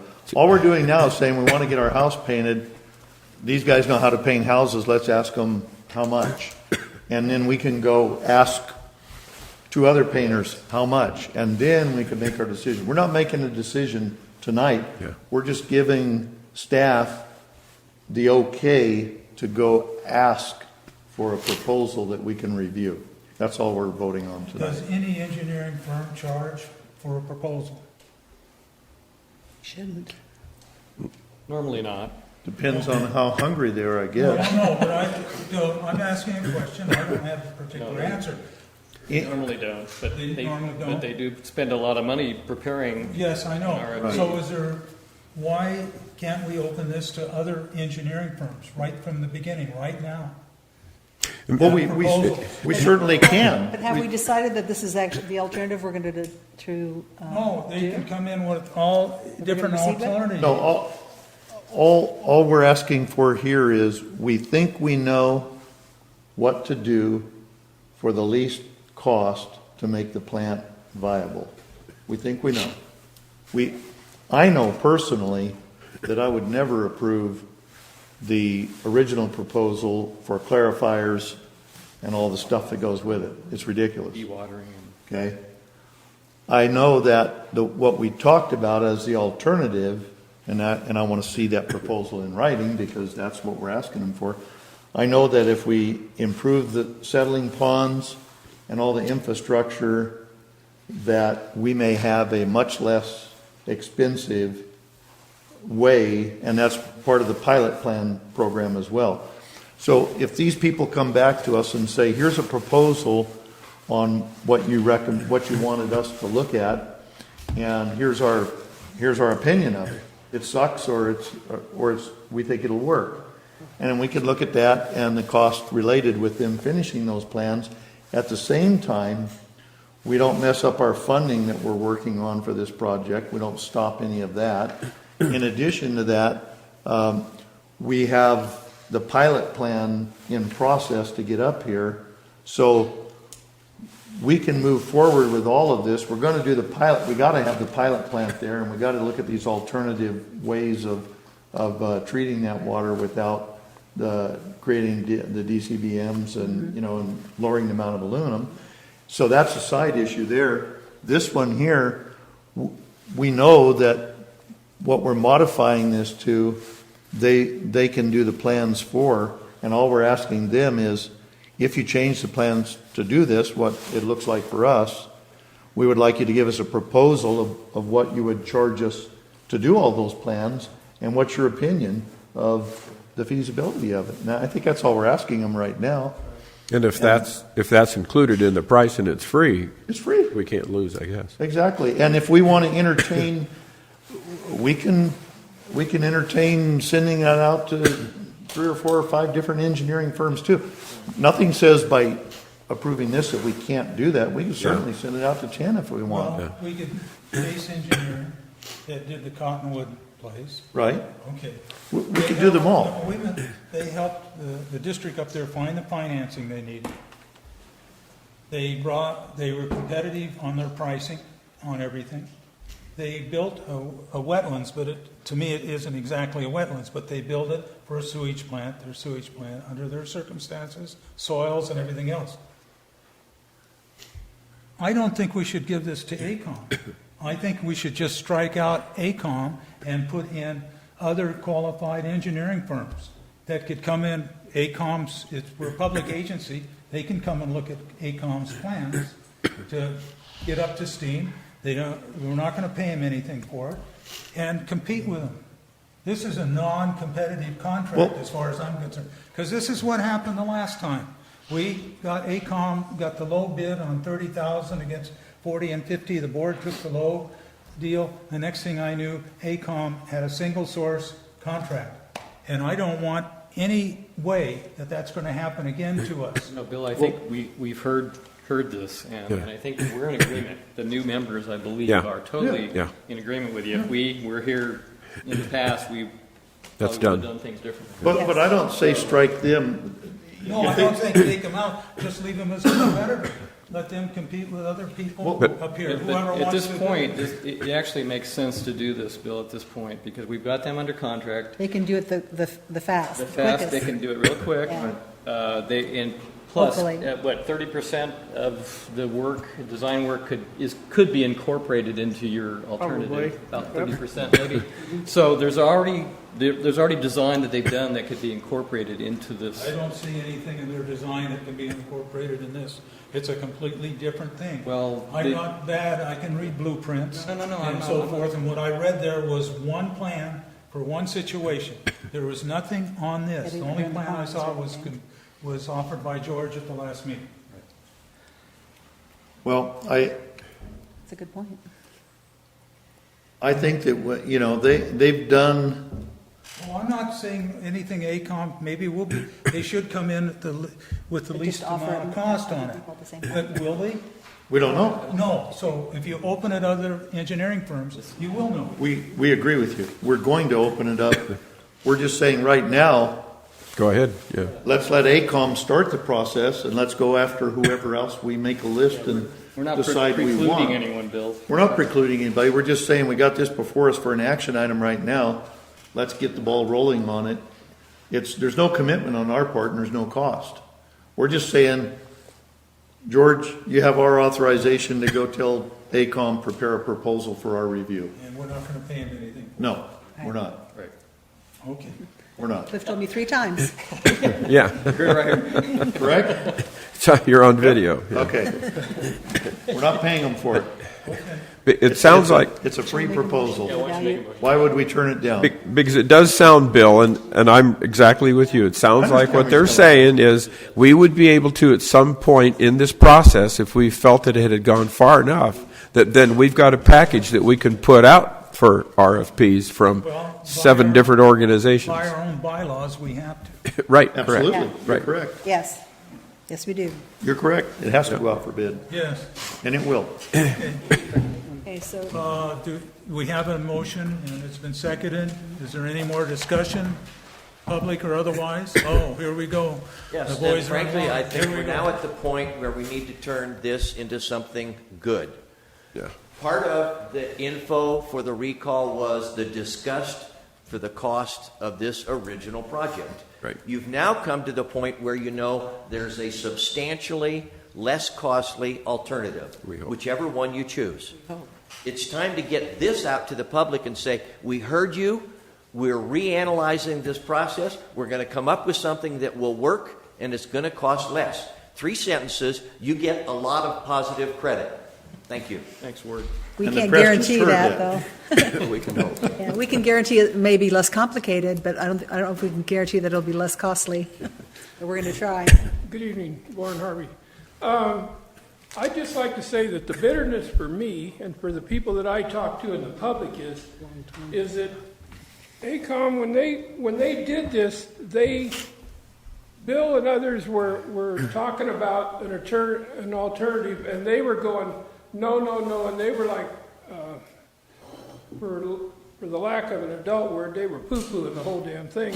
And so my problem with them is do I have the confidence that they would engineer something that would even work? Because they were on the other bandwagon, and they refused to. They absolutely shot down the pond idea totally to start with. And you folks wasn't here, so you didn't listen to their speeches and stuff. But it was like, quite frankly, they were in George's pocket, and they were just going to ramrod one way through.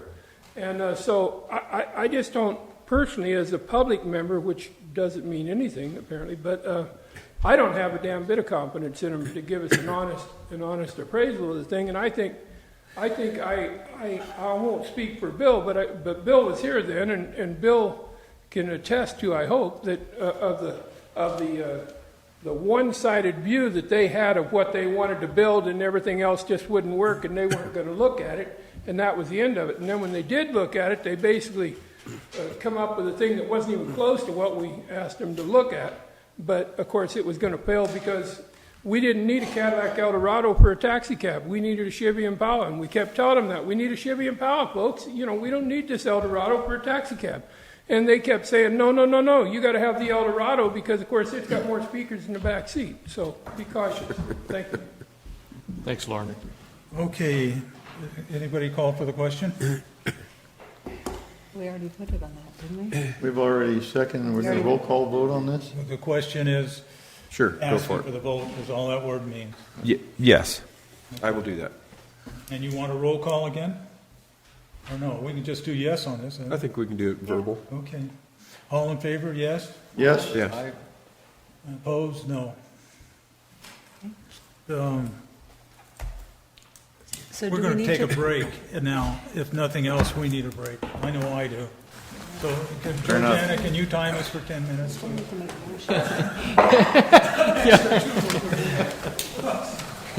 that a double tap or a triple tap?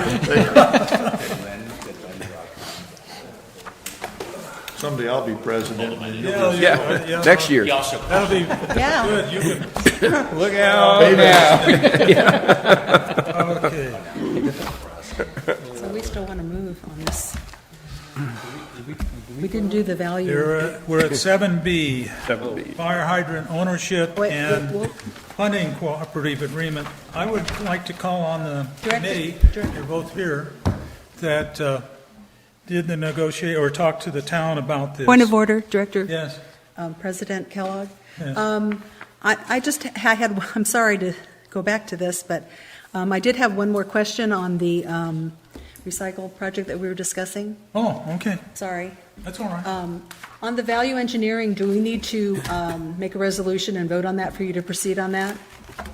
The value engineering for what we have so far that Mark was talking No, about? I got a pretty clear understanding you want that, so we'll make it happen. And then my other question is... I'll just have to figure out the timing, because it really probably, you can't run it concurrently because they won't know what their value engineering, so we'll have to time it appropriately to get that ball rolling. Okay. And then, did you need us to do anything on the pilot study? No, that's in process, because that'll has to come with a package. So we've got the price from Roberts Filter, but that will be packaged with the consultant that will help do the evaluation. The receiving water, and they're also going to deal with the pilot study and running that pilot study. They coordinate that Yes. with So Roberts. you'll bring a whole package for action to the board when you've got that all together? Yes. Yep. Okay. Okay. Thank you very much. Sorry. That's Continue, fine. please. I'm not here as a dictator, or I think sometimes I'm more running a three-ring circus and I'm not in charge. So, fire hydrant ownership and funding cooperative agreement. I would like, before Manager Barber talks about it, to ask for the committee that was there. I understand that George wasn't at your committee meeting where you got this together. So if you would like to comment, Mark and Ann or the committee. Sure. So we had a Town of Paradise and PID irrigation liaison meeting at the Town Council chambers, and the fire hydrant fund, the monies have grown in excess of $500,000, and this fund is for the maintenance of fire hydrants and also the increase in the capacity of the water mains to support fire flow. And in your packet, you will see that, well, there's a few maps that show, don't show as clearly as the ones we got, but there are areas in Paradise, specifically these projects, where the fire flows to the hydrants are less than 500 gallons per minute, where they should be 1,500 gallons per minute. So between the town and PID, these projects were prioritized for us to look at. And I guess you should probably be showing on page 98. Those are the projects, and that is in the priority that was deemed appropriate. And there were, Lauren Gill was there, town manager, their chief financial officer, Gina, was there, their fire marshal, Tony, was there. Someone from the planning division, Craig Baker, was there. Two council persons, Greg Bolin and Mike Zuccolillo, were there. The town clerk took the minutes, Dina, and then myself and Mark, and Keith O'Brien from the Corp Yard was there, and CAL FIRE Battalion Chief Curtis Lurie was there. And Kevin Phillips. Oh, and Kevin Phillips was there. Oh, I'm sorry. I had you written down. Hi. I'm okay. Okay, I'm sorry. So they presented these projects to us, and we discussed them, and between town council or town staff and PID staff, our questions were answered, and they asked us to put an actionable item on the agenda. And the first four are just an increase, replacing the water mains to increase them from 4-inch to, I think it was 6-inch. 6 to 8. 8, maybe. Yeah. The first three. Yeah. And the fourth one was to do an engineering study for upgrading the 4-inch pipes along Lower Skyway to 12-inch capacity. And then the last item, and that was probably the one we spent the most time on, was Town of Paradise wants to create a new position. It would report to the fire marshal and would be responsible for hydrant maintenance support, and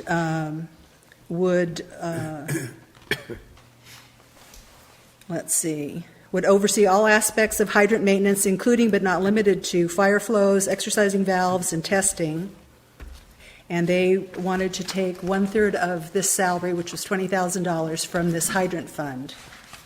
And the other 2/3 would come from building, safety, wastewater, and general fund, respectively. So that is where we are, and so it's on the agenda for our consideration. They were going to create a new position at the town of Paradise? Yes. They would report to the fire marshal. Remember, they reported on that the last council meeting that we were attending. Are there any questions to the committee? And then George, we'll have at this time. Any questions from board members for the committee? I kind of do. Why? Who are they going to be using for that position? Why would we not be better? Because water is our thing. Why are they providing somebody? What qualifications does that person have?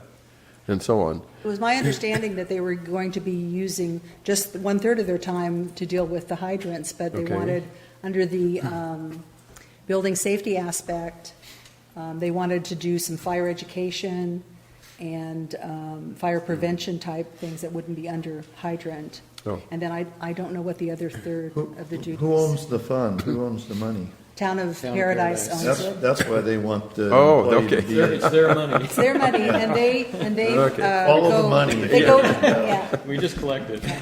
they go half and half on these projects with us. Right. And I was aware of Yeah, that. yeah. And I think it's a great benefit to PID.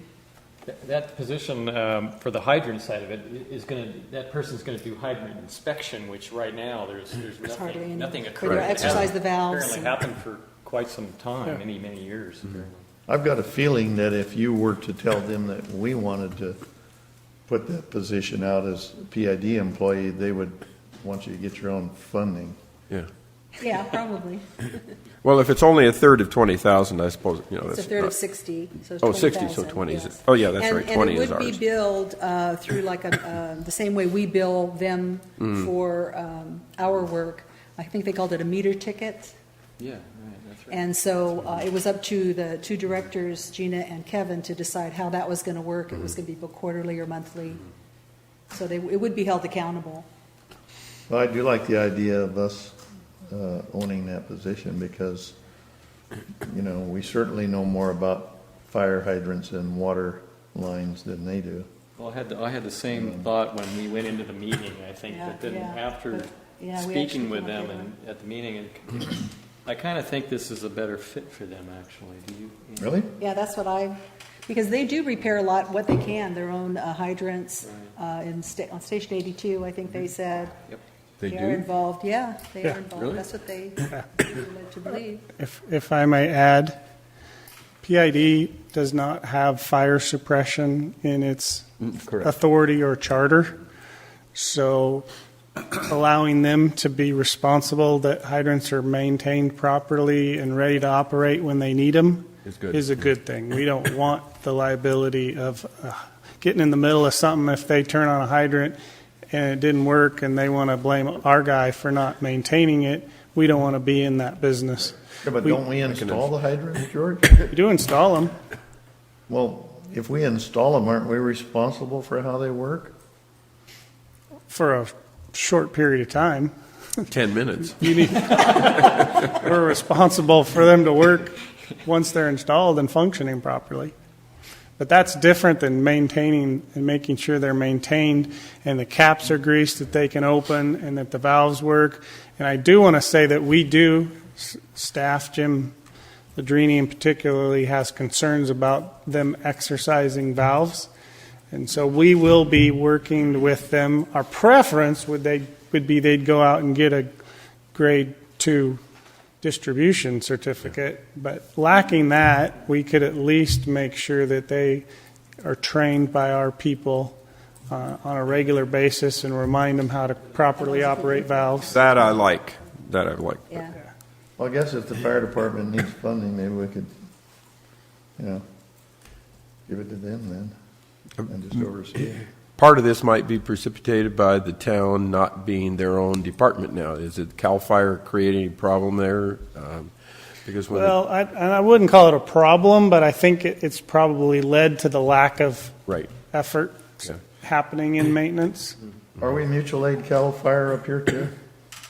I'm sorry? Is that CAL FIRE here now too? In town? Yeah, it's CAL FIRE. They're yeah. contracted. Yeah. They don't, They're it's no contracted. longer Paradise Fire Department, kind of.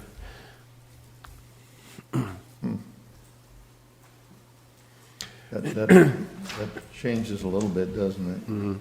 So it's really, so CAL FIRE, so the town of Paradise wants to create a position within the town of Paradise to work with CAL FIRE, then, is basically what you're saying. Well, it's under their fire marshal, which is an employee of the The town town. of Paradise. But certainly could have input from CAL FIRE, because the CAL FIRE is the one that's repairing hydrants now. Well, right, if CAL FIRE is the one that's going out and doing that, and this guy's gonna be responsible for that, was he gonna go borrow the tools from CAL FIRE? No, he's going to or- have to and work with us as well, because we do the new hydrants, and so he'd be working with And everything CAL to do with FIRE hydrants. CAL FIRE uses the tools that the town of Paradise purchased, and then as those have needed to be replaced, the hydrant fund pays for those tools for maintaining the PID hydrants. Okay. Well, if you're convinced that it's good, you were there. I would recommend it. Yeah. What kind of action says action may be taken? At the bottom of the page. I don't know which page. So page 98. Oh, 98. I will make the motion. I move approval to authorize the proposed list of projects for funding from the hydrant fund. Second. Any further discussion? Anybody? Or you go, Ward. Thank you. I think you'd get tired all that I exercise. didn't hear any information about all these main lines being replaced. Are any of them old and leaking? And if we're replacing them, are we going to be saving water? The second thing is, does this get the town of Paradise a reduced fire suppression rating so that our homeowners insurance will go down? Because we've been really high. Pretty small amount of town, but I'm sure every step helps, huh? Any George other? might have to answer the question about the leaking, but definitely the fire flows. It's to increase the fire flows in these areas, especially Country Club Drive. As you know, that's right next to wildland fire interface there. So the last few fires have been in that area, so that. And I'm sure they're old steel pipes. They are old Yeah. steel. You know, that brings up a question for you, George. When I talked to you about the max flow capabilities of our water treatment plant, and you said during the fire of 2008 that we had maxed the system out at 25 million gallons per day, I believe. 19 is 19? 19 is our current. So it's Can be 20 million is expandable our to- max? So what happens if we increase all these main lines and we have a major event? Are we going to be lacking for water pressure? Yeah, they'll be sucking water out of it. That won't change your water pressure. It'll improve your water pressure. It won't change your flow. Well, if they're able to pull Yeah. more, But keep in mind, the reason it maxed out was not due to the fire personnel drawing water. It was due to everyone turning their sprinklers on before they left town. well, they're still going to do that. Yep, that was it. We're going to work I to. did that, and I'm going to do it again. Yeah. Multi.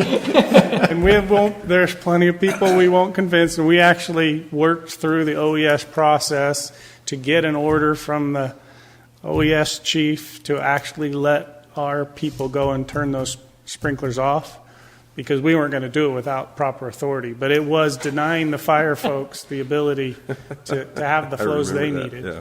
Yeah, well, we fed 3 battalions for a week, so we're taking the water again next time, too. Director Kellogg, I have one last question for George. Just a sidelight that that Skyway project that the town of Paradise is very, very interested in. The 12-inch line, and I got to thinking about the potential intertie with Cal Water in the future. Is that 12-inch, is that the appropriate size for a tie-in with Cal Water, if we ever did that? No, it's not large enough. Okay. But it will be contemplated. So if that project was to proceed, then the main line we put in Skyway could be smaller because that's dedicated to delivering water service to houses. While it will still have hydrant capability, we could also add hydrant capability to the larger intertie main. So they'd have it on both sides. Okay, so if I understand you, then we'd put in a larger line, is what you're saying? Or did I? No, we said we Yeah. wouldn't need possibly a larger line. We wouldn't need a larger line, okay. if it- Right. time. So it would save money on that project and it would move it would focus the larger pipe only on deliveries down the hill. Oh, I see. Okay. That way we could meter their and move their responsibility up to wherever it needs to be. I see. So that the hydrant fund or us isn't enlarging this capacity on a maybe project anyhow. Okay. So, Is that you mentioned that the water line from Cal Water coming up the hill, because I know we talked about that when I first came on the board last year. Is that something that's being actively pursued again, or? it's Cal Water is paying a consultant to evaluate that as one of 3 alternatives for them to have surface water brought to Chico. So it's kind of in competition, and their consultant, no charge to us, is evaluating all 3 options to provide a report to them that if we become a preferred alternative, then we'll see the report and start getting more serious. And are we working with the town of Paradise on their sewer project with the line going down the hill in conjunction with that? We will. It's not time. There's no benefit. You can't trench them in the same trench. Even if you could, you'd be stacking them, and it's probably going to cost you more to dig a deeper trench than completely separating them. So, Certainly sounds to me, though, like if you got equipment on site, it'd be easier to dig 2 trenches while they're there than to bring them back again. yes, if your timing lines up perfectly for 2 very large projects to Well, we come can make together them at the line same time. Hold on.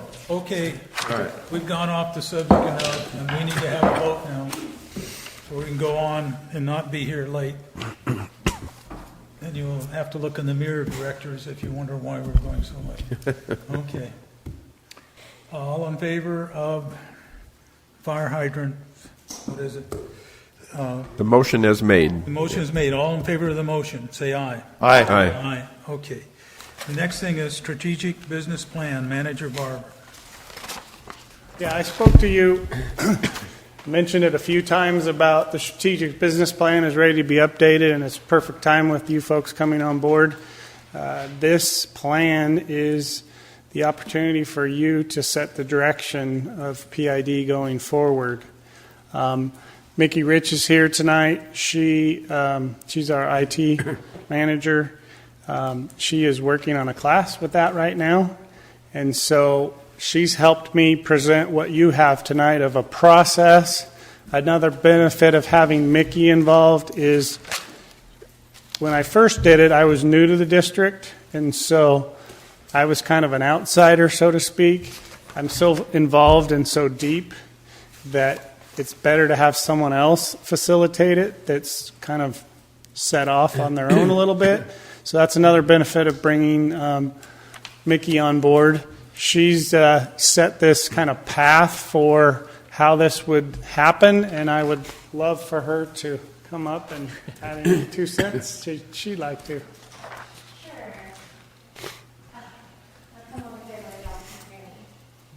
She's been sitting quietly there all night waiting for her turn. I've been listening intently to the interesting conversation. Quietly, too. So let me just kind of go to the meeting layout, and then we'll revisit, the first part of it. Basically, I think you guys have a really good opportunity to start from the beginning, setting the direction for the district. And the way that I suggest that you do that is you start really high level with the vision. What's the vision you guys want to see in 5 or 10 years? And then we'll take the steps to build on that vision and at each meeting. The format of the meeting will be hopefully, and this is the goal, you guys will get all your prep material before the meeting. So these are going to be workshops. You're not going to be sitting there listening to presentations and listening to people speak and waiting your turn. You're going to be working. So you'll get all your reading material. You're going to love that, Mark. And you'll be able to read before the meeting and be prepared to get to work, and then adopt a piece of the plan every step at every meeting. Normally, strategic business planning takes 3 to 4 months. I wouldn't like to see it go further than 6 months, because I think if you kind of lose your, speed on it and drag it out too long, you might lose some of the energy that you need to carry out the whole thing. And then I think if you go back to the first page of this, I have the involvement laid out, and these are things that I think are really important because of the type of community that we have. We have a very, we've seen that our community wants to be part of things, and this is really an opportunity to welcome their input on what kind of district they want to see. And so every step of the way, they're going to have an opportunity, if these are held in a public meeting format, where they can be here and comment on what we're doing, then they get to have that say. And I think at the end of it, you guys will have a plan that you know that your community supports you in. And then you can give that to management and task management, which what they need to do to get you guys where you guys want to go. So that's basically it. You have full board involvement, community, management, and then a public relations plan that goes along with this, because we want to let people know what we're doing. We've done strategic plans in the past. It's not a new thing to the district or the board, but I think maybe if we had a little bit more community information, we wouldn't have these issues coming up where the community is like, well, why are we spending the money on this? Well, this was something that we decided in our strategy, but if we let them be a part of it, they get to say something early on. So it's pretty much why I would like to see you guys approve this particular plan, but if you have changes, we can work with it. Any questions? Mickey? So many meetings that we attend, I was hoping it would have been like 4, not 6, but... Well, if you want to make them longer meetings, but here's the thing, is that first you have the vision and your core values, and then do you guys want to work on creating the goals? And or do you might need some information, some analysis from your staff. I understand it's a big commitment. Yeah. But this way you've got your management getting you the information you need to make the next decision. So you think if we we could do it all in one setting, there won't be any time to get some of that information. I think we could combine a couple of the meetings. That's what I was thinking, the same thing, maybe 3 instead of 6, and just, I prefer doing everything all at once and kind of, instead of having... Condensing into like 4 or something like that. And if we could do it over the same, maybe they're a little bit more spaced out so that staff has time to get all the prep materials, that would be great. I think that would work really well if the staff did present detailed but bullet pointed, priorities that we can start with, the structure, so that we don't have to dig through and find all the issues. If that's all laid out in front of us, I think it would help us along in getting a real strong, quick start. So, it looked good, though. Yeah, it looks very good. What actions does the board want to make? So at this stage, is there any cost to what we're doing right now? It's all in-house at this point. It's all Yeah. in-house? Well, it depends on how we want to do some of the analysis. So one of the things that I think it might be important is to kind of assess the climate that we're in.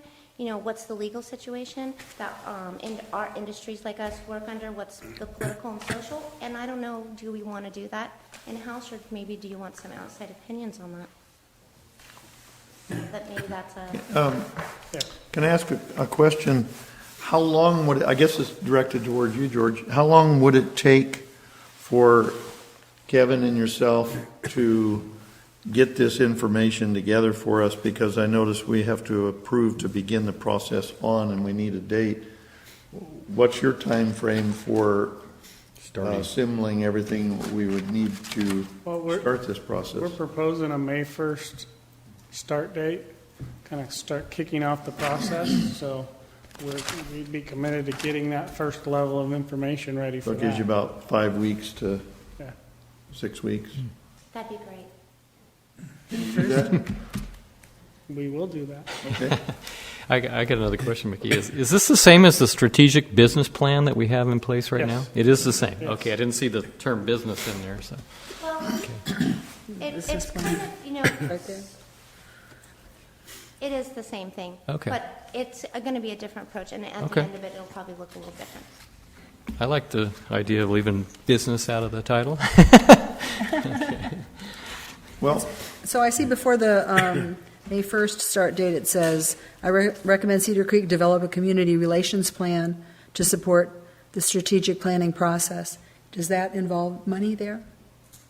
Spending money?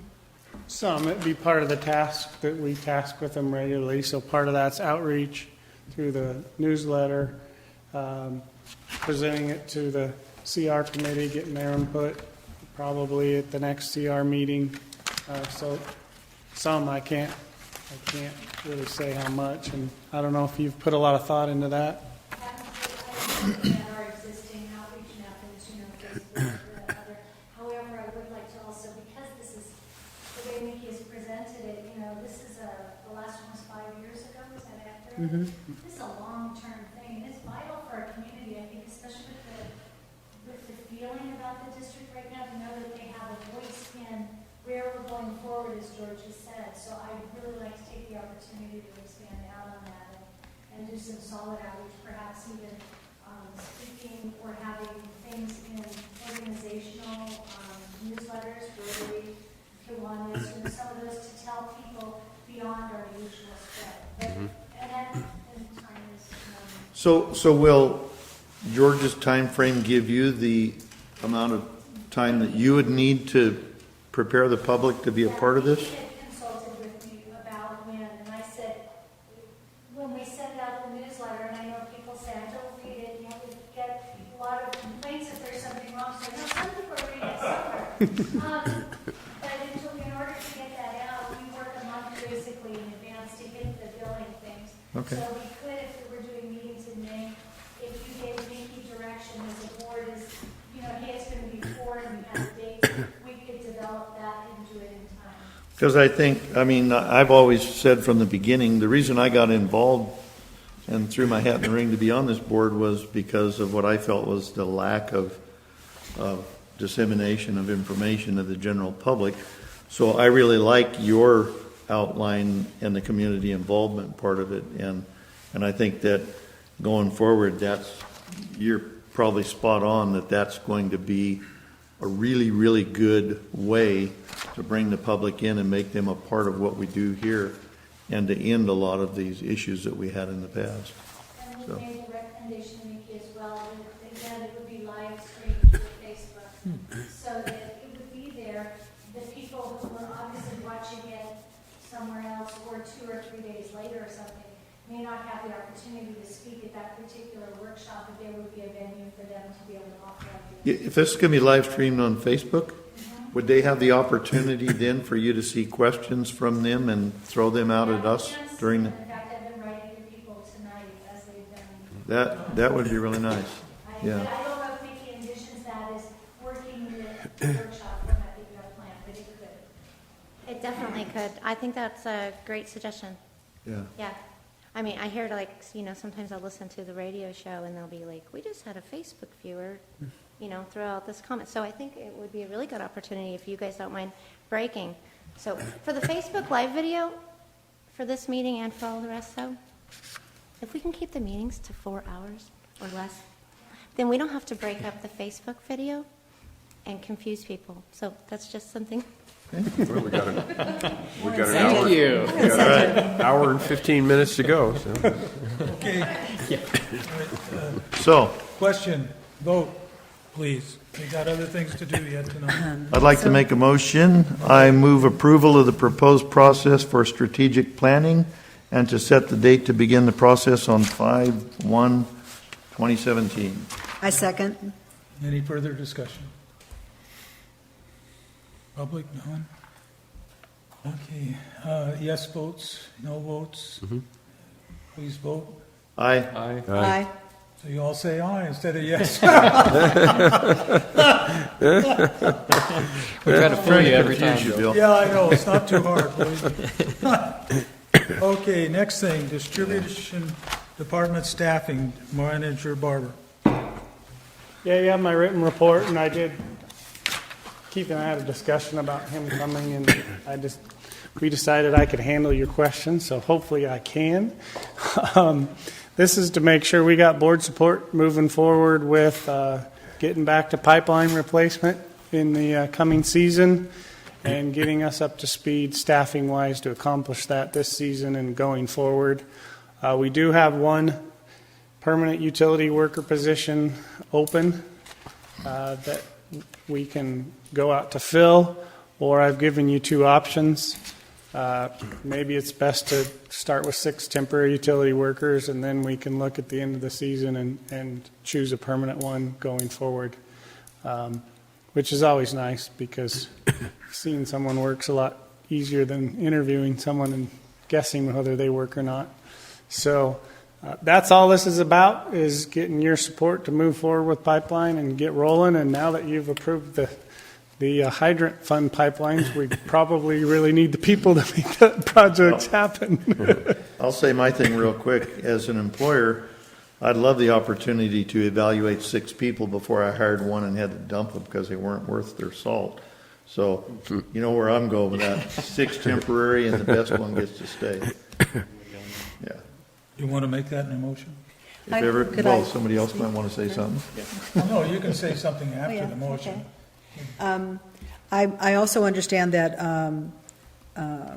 with the monies from the hydrant fund, part of these positions, since they'll be working on this projects, will be funded, which is extra incentive Yes. to approve.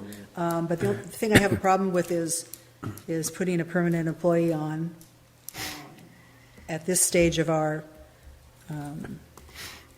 fiscal health, let's say, until we get our reserves up, and I'm not comfortable putting a permanent position on. I'd like to just use the 6 temporary, that's all.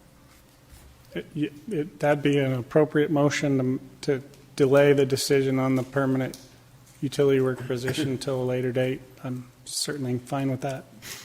Certainly could review at the end of the construction season, right? Yeah. Sure. Or maybe next year after the next budget comes out.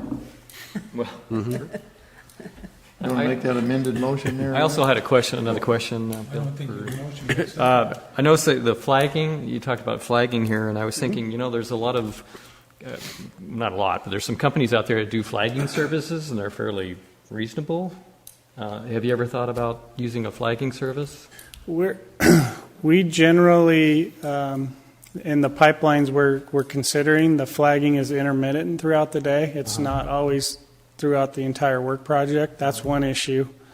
The second issue is that's something that we would have to negotiate with IBEW, and that may be a Right. problem getting their agreement to move in that direction. Right. I totally understand that, but maybe it's something that they might be, favorable to, just because it is an intermittent thing, and I know some of these services you can actually call them and they will, respond within an hour. So they're pretty flexible on their scheduling. shall we say. We can look into that. Okay. You just ask the guys to bring their wives and let them do it. Well, You're right. we're starting a new company. Yeah. Thank you, George. Okay, can we have a motion on the floor? Georgiana? No. No, we don't. Ann, would you like to make a motion? Or Cliff, one of the two? Ann's I got can it. make a motion if you want, or Ann. It doesn't matter. I would make the motion to, let's see, well, it's neither one on here, but it would be to. Well, you can just change it. Hire 6 and temporary utility workers And 0 permanent. and 0 permanent employees. We have a second? second. Second that. He can have All in it. favor, say aye. Aye. Thank you. Done. I have a commentary about my little thing here now. I talked to George on the phone, and I told him I wanted to talk about constructed wetlands. And he said, And water rights, I thought, and he said, well, I'll talk about water rights in my presentation.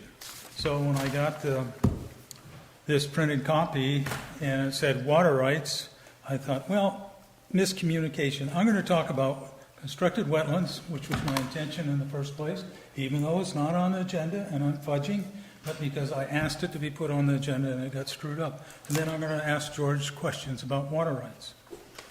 So this is just a brief history of constructed wetlands. From 1950 is when the first experimental wetlands were worked on in Europe. Then it went to the EPA, okayed constructed wetlands as a term and as a wetland that could be torn down, changed in design. It was not a permanent wetlands with those kind of protections. So that was in 1990. Now they're used worldwide: Australia, Israel, U.S., California, and many of them are in Mediterranean climates just like what we have here. Now they control all sorts of pollution depending on need, climate, soil, vegetation problems, and what kind of plant community you need with the soils and all of that together. And then they're used for water table recharge. So, and there's small firms like Pace Engineering that are designing them now and working with districts. And there's, I always get their name wrong, MC2C Hill. Kim2 Hill. Yeah, has become an international expert on wetlands, designing them all over the country. They've also, the one you were talking about on iron down in Sonoma County, that's the same firm. They're a leading international firm. And when I was talking to an engineer that works for him a couple of years ago over the phone about the chlorine byproduct, he told me that you can get rid of it with a waterfall because it has such a quick half-life and it volatilizes off. And so you could do it either way. We did a little trial here. It wasn't much of one, but it did disappear. The aluminum increased in the little riparian area where we let the water come down, take samples. So, cleaning up our recycled water should be an inexpensive alternate. You guys changed my wording a little bit earlier tonight, which I'm glad it happened.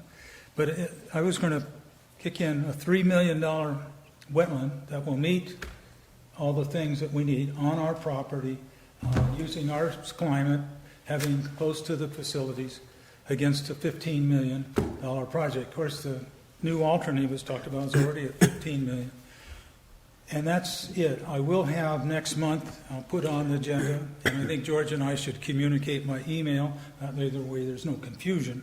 And I will have a thing I made up probably about a year and a half ago, which tells you the advantages, disadvantages, and proposes a site and all of that, and estimated cost. And it needs an engineering firm to look at it and decide if it's something feasible. And I realize I'm probably the only one on this board that thinks a wetland is a good idea for taking care of our water problems. Cheaper, I like it. The history of it is one thing has motivated all this work all over the world and so forth, is basically what's happening here. A huge sewage plant facility costing multi-millions of dollars, a small district or entities, even large entities where they're looking at not 15 million but 200 million, and they came in with wetlands, some of them are quite large, hundreds of acres, that were a fraction of the cost, fraction of the maintenance cost. They worked, they cleaned up the water. The most closest one to us is in Arcata. It won prizes in 1990. It's still operating today, and it has had problems, but it's turned out to be a great success. And it was started by not civil engineers, but by two men on the staff at Humboldt State that taught environmental science. So it came out of the woodwork. They had a vote on it as a community, and I won't go into the rest of the details, but at any rate, it's there. I wanted to talk about water rights a little bit because we just talked about strategic planning. Bill, can we talk about that a little bit more? Oh, okay, if you want to. Do you mind? Sure. What about this MTech or whatever you said, the name that you said, and you... Oh, Stantec? Stantec, is that what you said? That's the design firm on Minor Ranch Water Treatment Plant expansion. Oh, is that the same one you were talking about? You're referring to CH2M Hill, right? Oh, Yeah. yeah, okay. It's a different firm. Yeah, that firm's much larger. Have any of them come here and looked at it? No, They haven't. no, we had, Because I got what- the district to vote for one man to come up What- and spent $10,000 on him. He proposed a big concrete tank with rocks in it and so forth, and he actually designed there's a wetlands, if you want, or a sewage Yeah. process at the high school that he helped put in years ago. It's still running. And the thing fell apart. I didn't know much about wetlands at the time, Yeah. and I'm not going to go back into the details what happened, but it went away. And we haven't spent a dime since then or involved in anything. Why can't we just invite a couple of these known names to at least come and give a presentation to see if there's any virtue in it? Yeah, I thought also about having like a community meeting, because there's people in our community like you guys who know well on chemicals. There's a retired soil scientist from Chico State, and there's other people, botanists, that are in the community that would reflect on a wetlands and could talk about some of the inputs that go into them. But I haven't done anything because I made my agreement with the recall committee I wouldn't.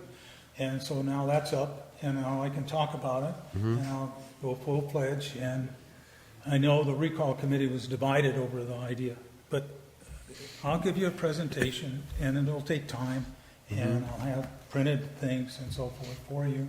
And I'll continue to send you emails, which will give you a trace of something.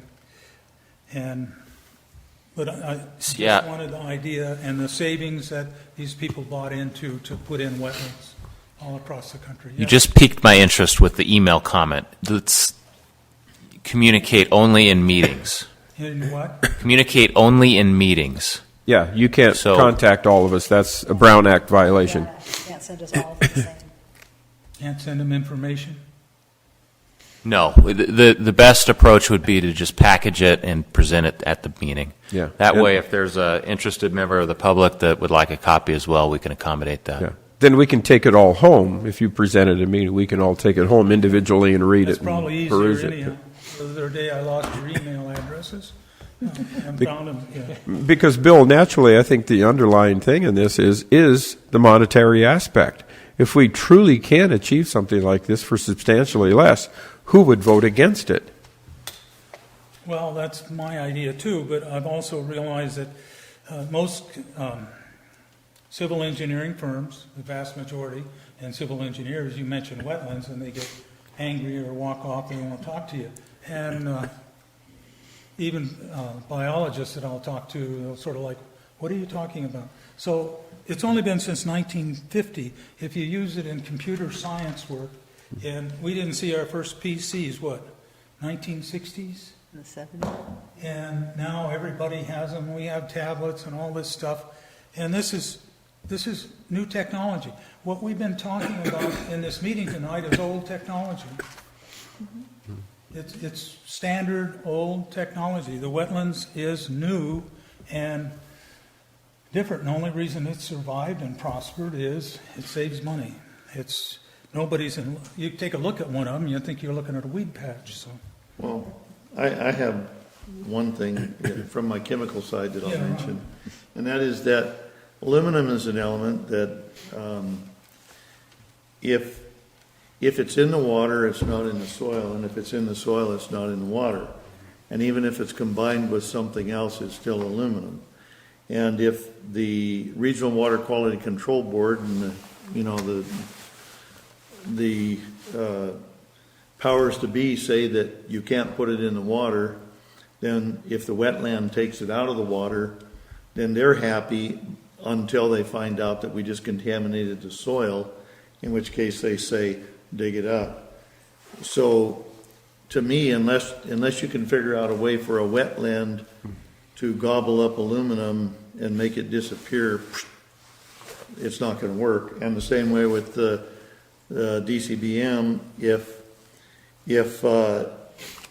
you can make the wetlands gobble it up or it not go into the water, then you got a winner. But the problem is It's like these magnetic water softeners that people try to sell every 7 years like locusts.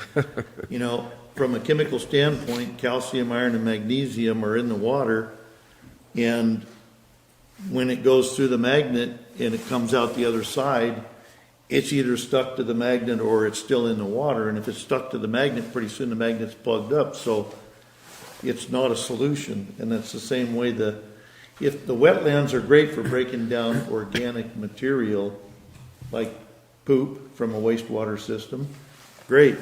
But there's no byproduct that anybody is offended by once that BOD gets broken down and it goes away back into the soil. But if the soil has contaminants that are still regulated state or federally, and they're still there, then we still have to deal with them. That's the problem that I see. Okay, the aluminum can be controlled. That was what ACOM told me. He didn't know how to control aluminum, and I found it. And I found several experiments. I found actual wetlands doing it. And the interesting one is that they're using them for coal, out of coal mines, residue in Kentucky and so forth. They're using wetlands to take aluminum and other things out of the water. And you can find it if you look for it. And the other thing is, we don't have, when I got the information on how much alum we're actually putting out, it isn't much. But if it takes it out of the water, where is it? Oh, I'm not, you know, I stopped you guys. I'm going to stop here. Okay. That's the next report, Cliff. See, Okay. I'll tell you the next one. All right. Stay tuned. Okay, now I've got water rights. That was given to me. And so I have 3 questions or more for George. We've been having a water rights study, and Dustin should be in this too. And we have no report has been given to this board. I've asked repeatedly for some sort of report. We have a consultant that we pay down in the Sacramento to investigate renewing our water rights, and I haven't heard anything from that in a couple of years. What's going on? Not much of anything. Dustin has talked about securing our water rights with legal action, but I was more curious about what is going on down there. Now, we've paid how many thousands of dollars, Kevin, for the ACWA on Little Butte Creek? Tell you one sec. We've paid $211,218.74. Okay, and that plan is finished? No, That the biological studies are done, but the plan is not finished. Okay, can we have the biological study? We haven't seen anything to the board on this. I mean, nada, nothing. And I know, I'm going to hear more of nothing, but at any rate, so let's see. The third comment I have, then you can go, George, and I'll be quiet, is we just talked about long-range planning. And my argument with not having the water rights secure, at least know what we're doing or have some idea, or nor knowing if the creek has any endangered species, that's a biological part of it. How can we plan for the future? We don't know how much water we actually control. So how can we plan ahead for a dam, selling water to Chico or other things? We don't have the basic information the board needs. It's nice that you know this, George, whatever it is, but you need to share it with the board. Well, I'll have to counter a few of your comments because they were a bit accusatory. Every time you've asked for a report on water rights, I've given you a verbal report. It was stalled because the people that work on that at the state were working on the drought. We are stalled because the state agency needs to give us a response to our situation and our information we've provided before we can proceed any further. So I have, since the drought is over, at least in our mind, maybe not in Governor Brown's mind, but so we have started that conversation again. We had a kickoff meeting, and Paula Whalen, our water rights engineers, reached out twice now to the state board, asking for them to give us direction, and we have not yet gotten a response. So we can't proceed. The biological study is with our biologist because that's part of a strategy that you have to work through when you're negotiating basically with State Water Board staff of what the end result's going to be. So that's why it's not a public information document yet, and it doesn't really even have conclusions. It's just information and biological studies. So that's why we're paused. We're trying to restart it, and until we get some direction from the state, we can't restart it. South Feather was 2 years ahead of us. They still haven't gotten a decision on their water rights.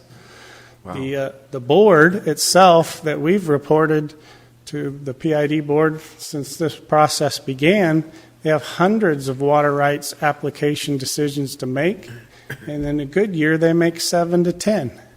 So while we can get their agreement and concurrence on our strategy enough to proceed with a EIR and move forward, the decision that we will actually need at some point is out of our control, and it could be many years down the road. And the last point that I've reported on many occasions as well is right now we have a half CFS release downstream. That's what we're required to do. Any decision they make will almost 99% plus result in something more than that. So for us to push them too hard for a decision is not beneficial to PID. So that's the status, and I'll let Dusty talk. Let me maybe just add a little bit of detail. The district has 3 water rights. One is a pre-1914 water right. It's part of the Butte Creek adjudication. It's relatively small. It's something like 5 CFS, 8 CFS, and then with some line loss. And then you have 2 permits. Your earliest permit is 1916. So shortly after post-1914 water rights came into existence, right? That is actually the oldest permit on the books in the state of California. Normal process is you have a permit for a certain period of time, you develop into that supply, you transition from a permit to a license, and that kind of solidifies your water right. Why PID has never done that in 101 years, I don't know why that is the case.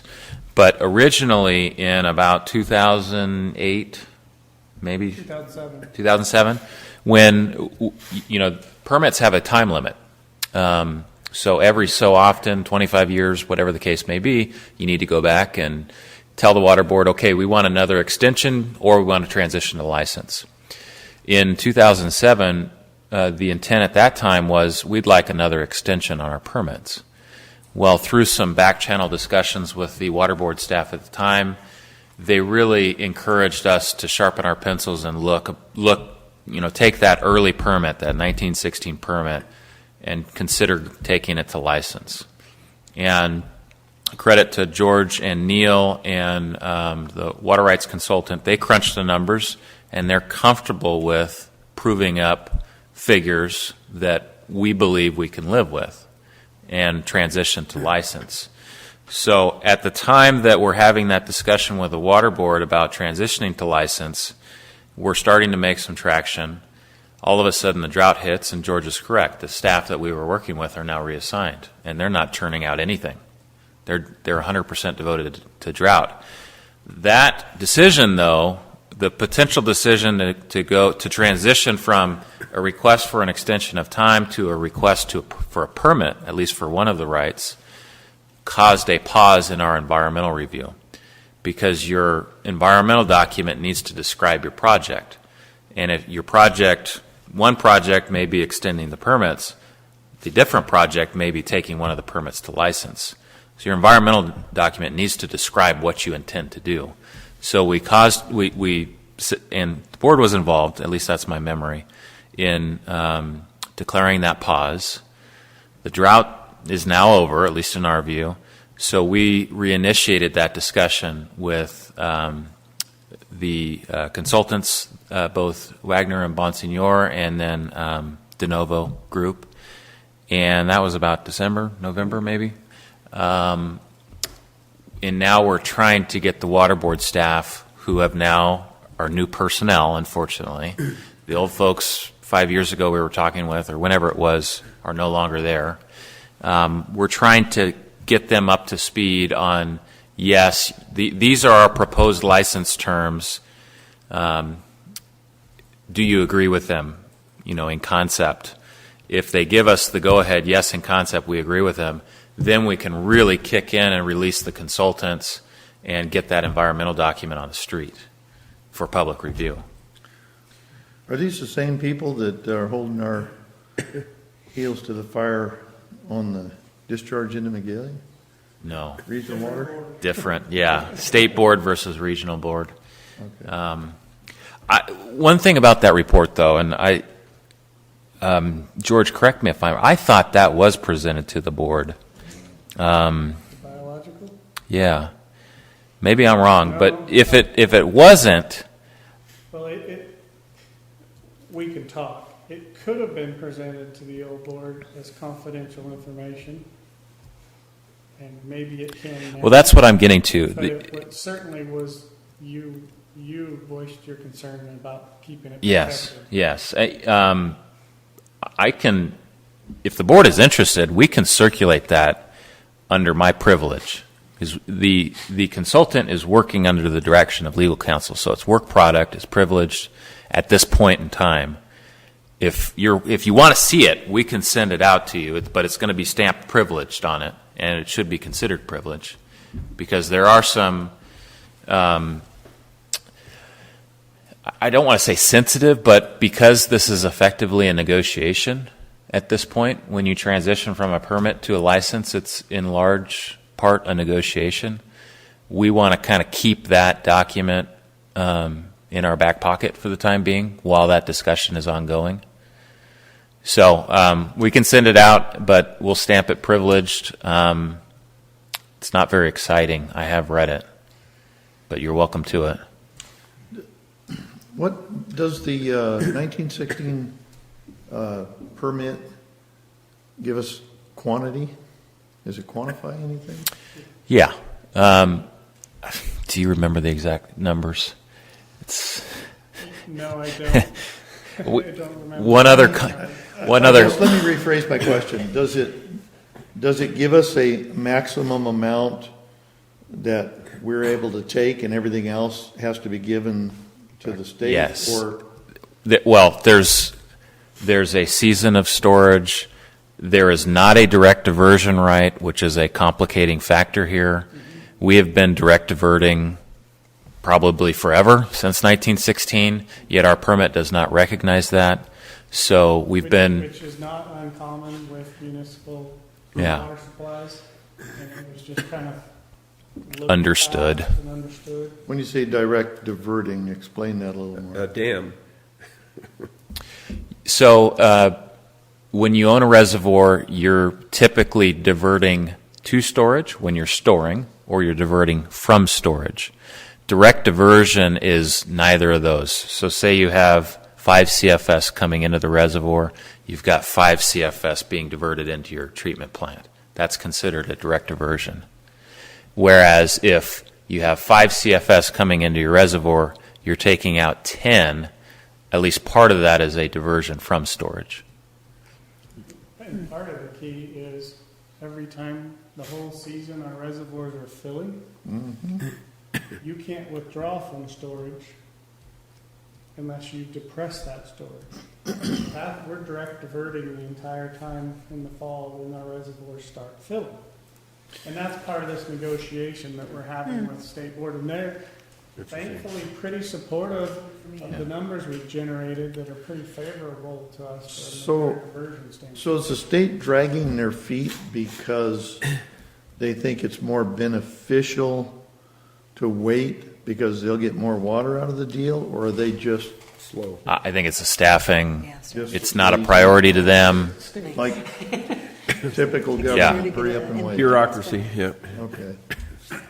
There's no agenda, there's no motive there they could care less one way or the other is what you're telling us. Yeah, I've told this to the board in the past because I recall saying it, but tactically having the oldest permit in the state is just, it's not a good position to be in. You've got a target on you. So to the extent we can transition to a license, get off of that naughty list and, move on. We still have that second permit that we'll want to prove up at some point. So we're still requesting an extension of time on that second permit. But the first permit, we feel confident about the numbers going to license. But we have to justify the amount of water that we're asking for a permanent license for, is that correct?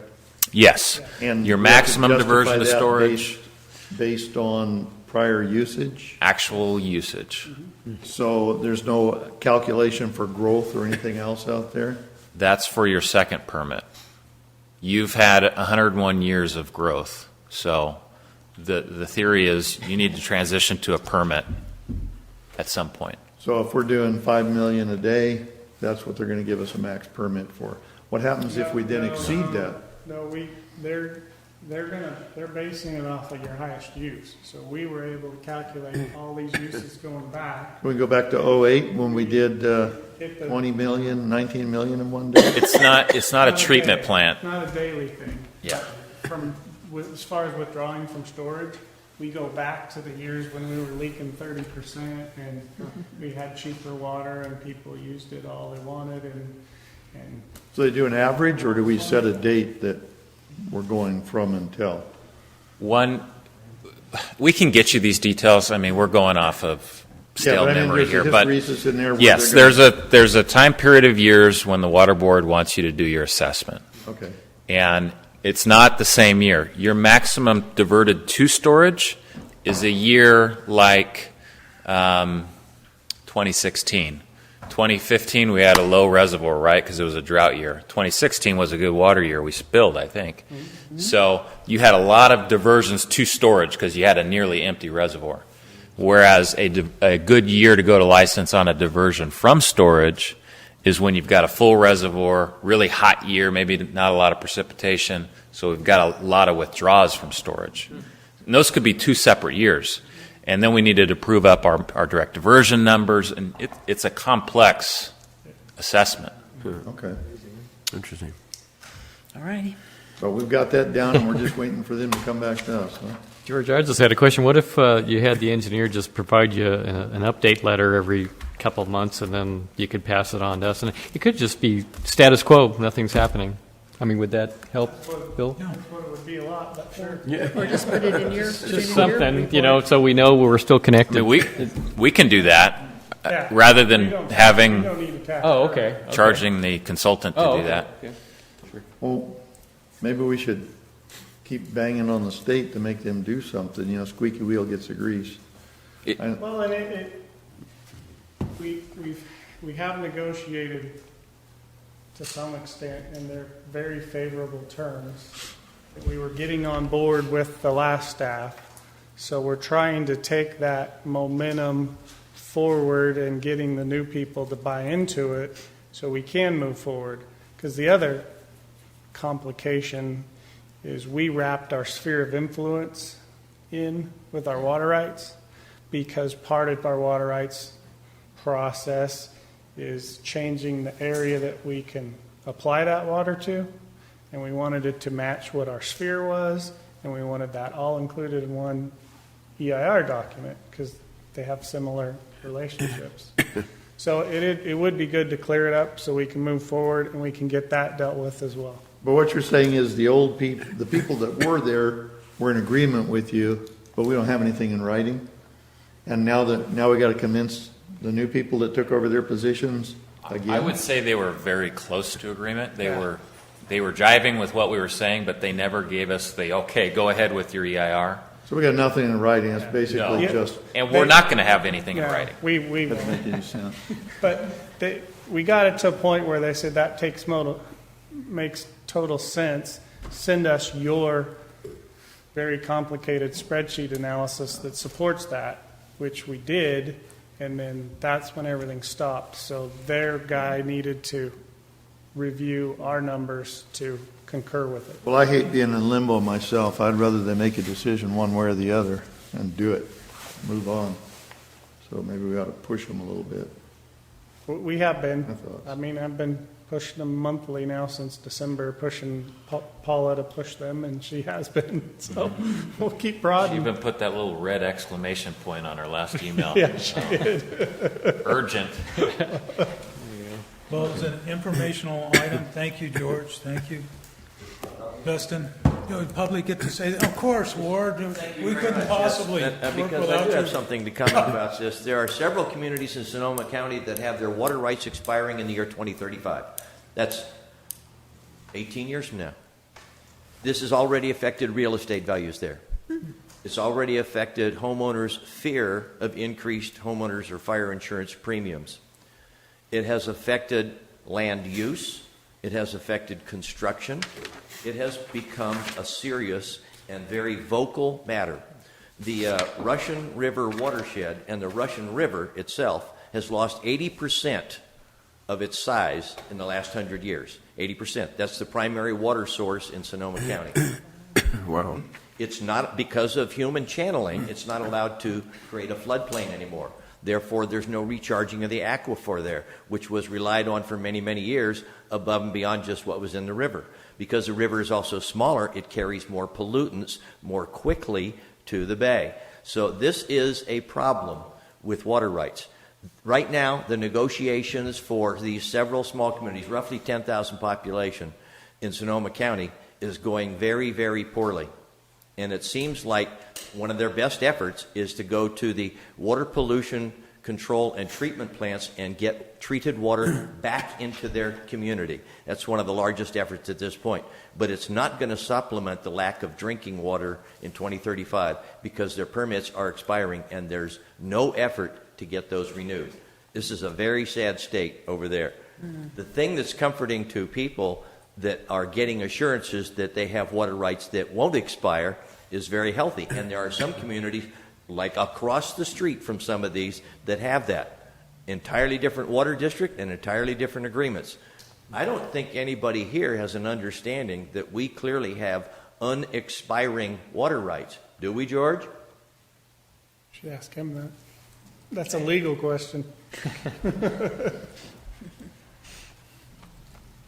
Shaded fuel break, George? Yeah, you have my written report. This is some good news we presented earlier, and it's actually getting to be boots on the ground. And I can report, since we put this out, the project got started and rolling. And these fire breaks are great for our watershed. They do take some effort from Greg and Jason, but they're typically done with CAL FIRE prison crews.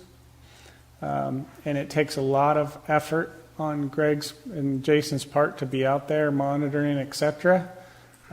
In this case, they have CCC crews with better training, better supervision. The Butte Fire Safe Council has got people out there helping the process. So their involvement is much less than we normally anticipate.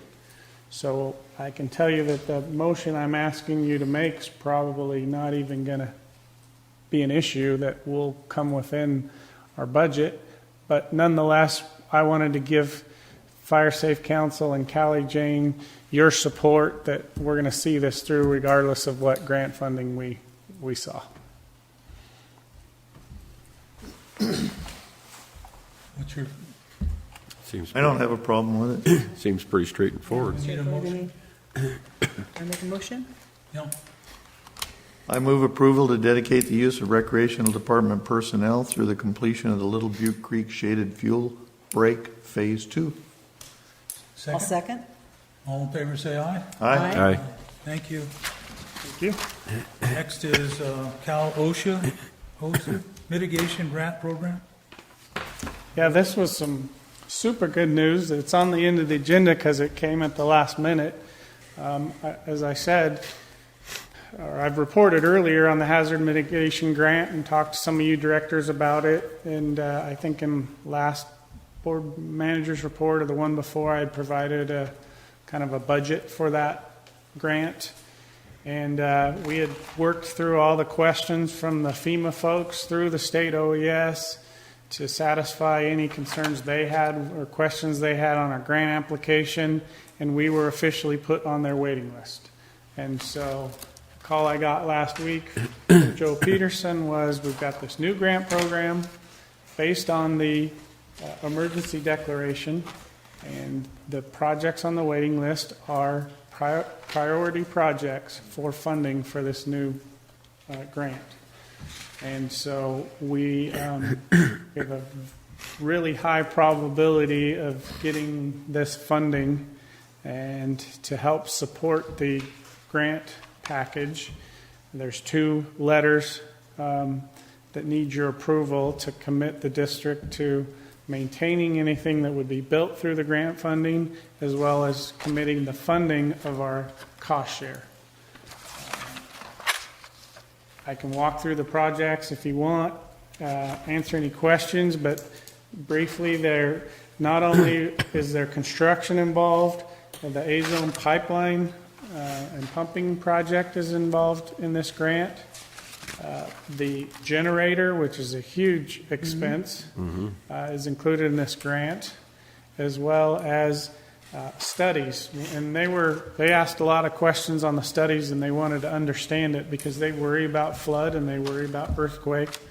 So I explained to them about the original seismic study and how the state DSOD folks think there may be another projection of that fault that needs to be investigated. So this is funding towards that effort.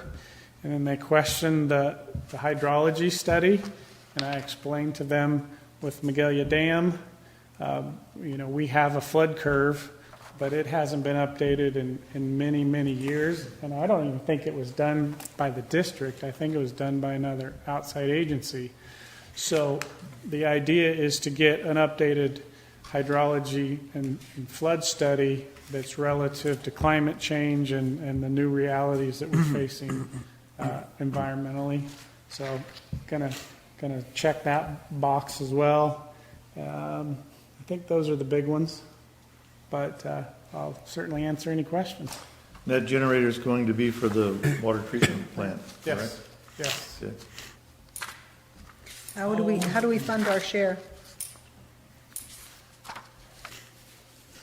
Over to you, Kevin. General fund. General fund, yeah. General fund or borrowings. There's an opportunity that you Is can go out that, and borrow from. it can be from the general fund because it's going to be spaced out over time, possibly? Is that how Well, you? that's, if it was all needed at one time, that's where we'd look at maybe borrowing those funds for that, and then paying for it over that specific period of time.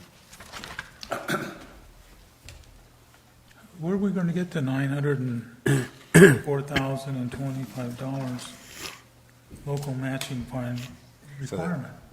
It'd be either if it was spaced out far enough, we would have reserves available for that, or it would be borrowed funds that you'd pay over time Where would we get the borrowed funds? from a financial institution of some sort. Is anybody interested in loaning us money right now? Oh, yeah. With the new approved rates, that's not a problem. We could find borrow. Especially something like this where it's 25% of the grant. Hey, I'll borrow $1 million if it's going to give us 3.7 million back. I'll do that all day long. Yeah, really. Thank you. What do you want, what's the action for the board? Pull back. Yeah, there's 2 letters in there that you're approving, and There there's you the go. language. Yep. I'll go along make a with it. motion. I move approval to authorize the general manager to execute the DR-4301 grant application and provide the funding and maintenance commitments from PID. Second. Any further discussion? Public? Board, you don't have anything to say on this one? Huh? I don't want to tempt you now. You're wrong. Any more comments from the board? Let's have a vote. All in favor say aye. Aye. Aye. Okay, thank you. It passes unanimously. I can't even pronounce the word tonight. Unanimous. Committee reports. The only one left is that I had changed from the very beginning. because there's some things in the, that are not clear on the fence. Talks about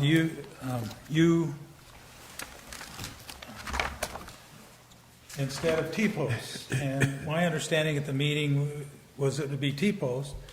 And you are, let's put it this way. I build stock fences I've been building it most of my life. And we use T-posts. The U-posts will go into a utility thing. They cost more money. They take more effort to get them in the ground. They're galvanized and they're more, I don't know if they're more expensive than a T-post. T-posts are fairly expensive now. But to me, the answer is we use T-posts. And when you say fence, horse fence, there's only about 4 different types of horse fence. So I think that the fencing project should go back to the committee and get straightened out on what kind of fence we're really building. Are we using T-posts? What type of horse fence we're using? And so I don't argue the dimensions or anything like that. Just the actual This page physically 22. building of the fence. Well, I have a different recollection because I misappropriately named them T-posts and I was corrected that it was a U-post, so I thought everyone was under the understanding of what it was, so. So I'd like to see it go back to the committee and we'll straighten it out and bring it back to the board. That's Well, all. You meant T-post? Is that what you No, said? they meant U-posts. I misstated in the committee meeting T-posts and was quickly corrected. We voted on U-posts. We voted on U-posts. But Bill has a correction, so. Yeah. Is there a price differential on that? I really don't know. T-posts All are I probably know is cheaper. you This is build the wrong fast kind. with T-posts. And there's at least 4 types of horse fencing I'm aware of.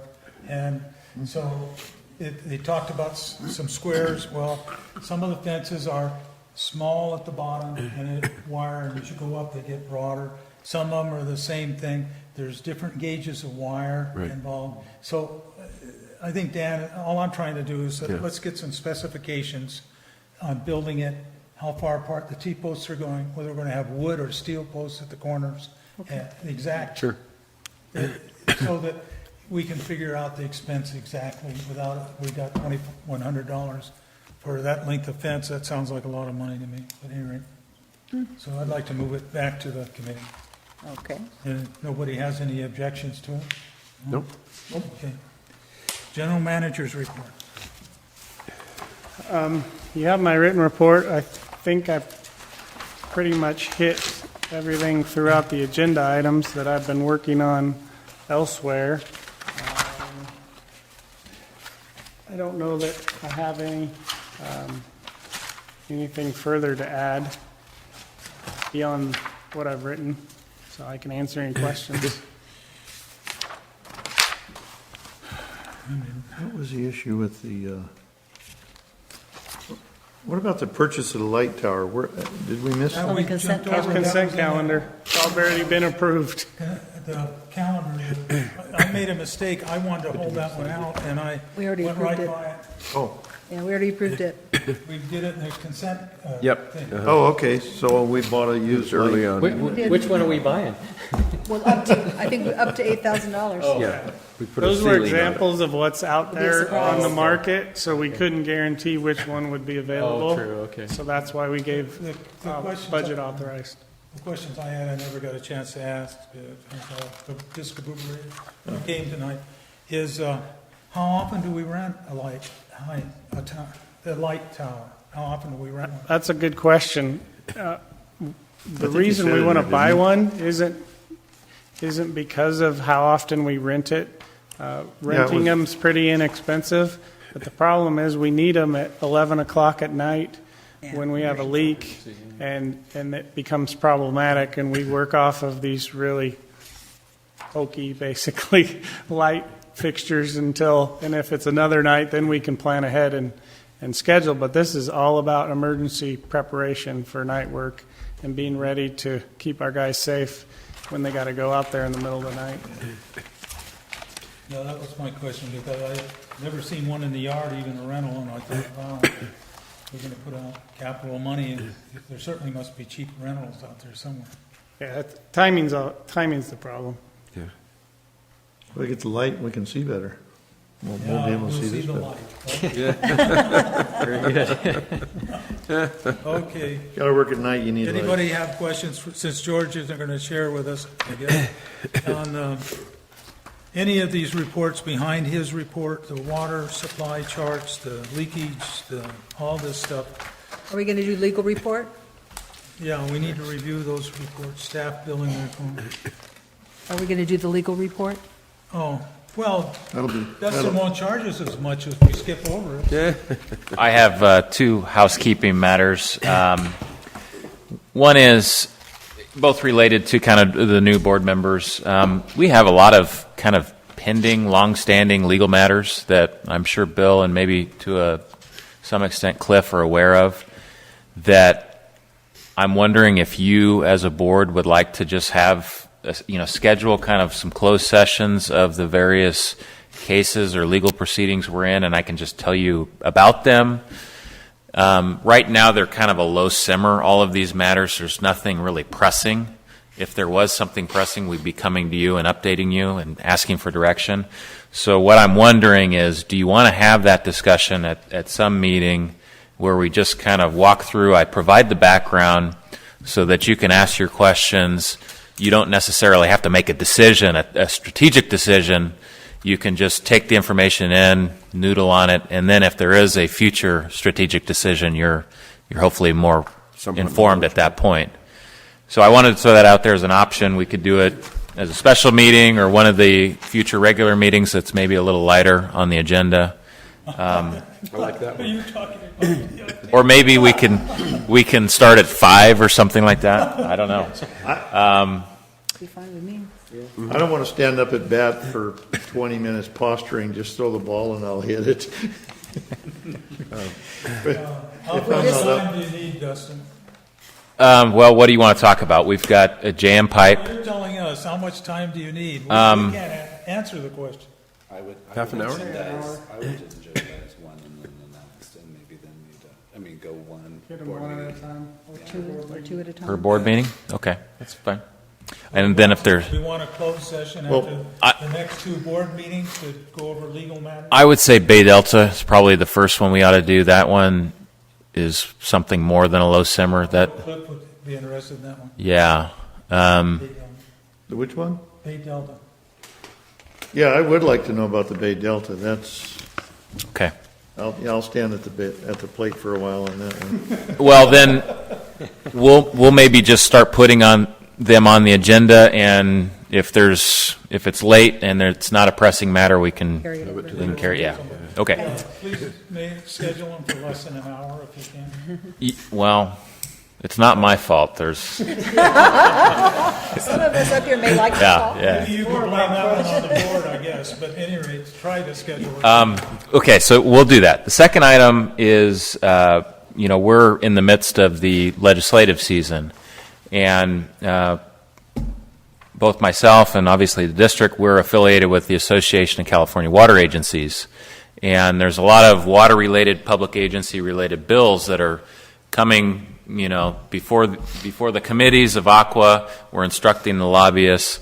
A lot of times ACWA, or even occasionally my office, we will provide a recommendation of, okay, we would like the district to send a letter of support or a letter of opposition for these reasons on this bill. We would always try to bring that before you as a board in your agenda. But sometimes, and I have an example here tonight, an item comes up that we didn't quite, the timing just isn't right. It's going to a committee before your next meeting, but it came up, in this particular instance after the agenda was posted. So how would you like us to handle that? Prior boards, we candidly had quite a bit of leeway. If George and I thought it was something the district ought to support or we ought to express our concerns with, we just wrote a letter, and if it was significant enough, we'd obviously inform the board, but more after the fact. Are you comfortable with that approach? Are you comfortable, George? Do you want us, our rule of thumb is if we have the time, it's not time sensitive, we obviously bring it to the board, but what do you want us to do on those time sensitive ones? What I was suggesting, and Dustin and I were talking about this because we're kind of hitting that April is when it starts heating up down at the Capitol. So Aqua's got their list of bills they watch, so I was thinking of a memo to you listing them and their position, and then just giving you guys an opportunity to give us feedback on whether you have an issue with Aquas, and we'll certainly tell you if we have an issue with Aquas, because it happens quite frequently that we don't agree with them, so that you can kind of look at them all, and then we get a feel and know how to appropriately respond going forward if something does hit us.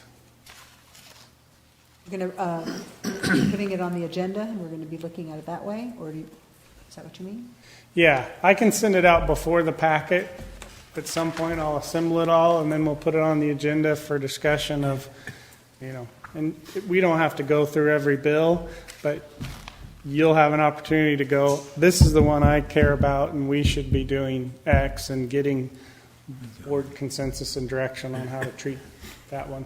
I suppose another option would be if you had to have something from the board, we could have something in our verbiage somewhere where the president and vice president could, as an emergency, meet with you and make a decision and then report to the board after the fact.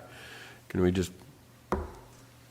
Yeah. I mean, we can call a special meeting. Yeah. But that's the whole board. Yeah. We can do that. It's really we're kind of talking about two different things. I think what I hear George saying is we could send you the bill packet. We could start getting the flavor of your concerns, right? And then that'll educate us for future legislation and the position we should take. What I'm more concerned about is what if there's a budget trailer bill which gives us 3 days to respond 3 days. that we don't like? Can we send in a letter saying Paradise Irrigation District does not like this piece of legislation? Or conversely, it's something we really like and it's going to a committee meeting and it's going to go next week and we just learned about it. Can we send a letter of support? Again, ideally, and our preferred approach, if we can, we'll bring it to you as an agenda item. But I'm talking about the exception to that when it's something that doesn't fall on our normal meeting cycle. So what you're proposing is you and George would confer, and then Do we'll what make you the think decision. best. If you couldn't, if it wasn't, you couldn't bring it to us in a timely fashion. Yes. I don't have a problem with that. That's consistent with what we've done in the past, and we just want to make sure that you as a board are comfortable continuing. I think if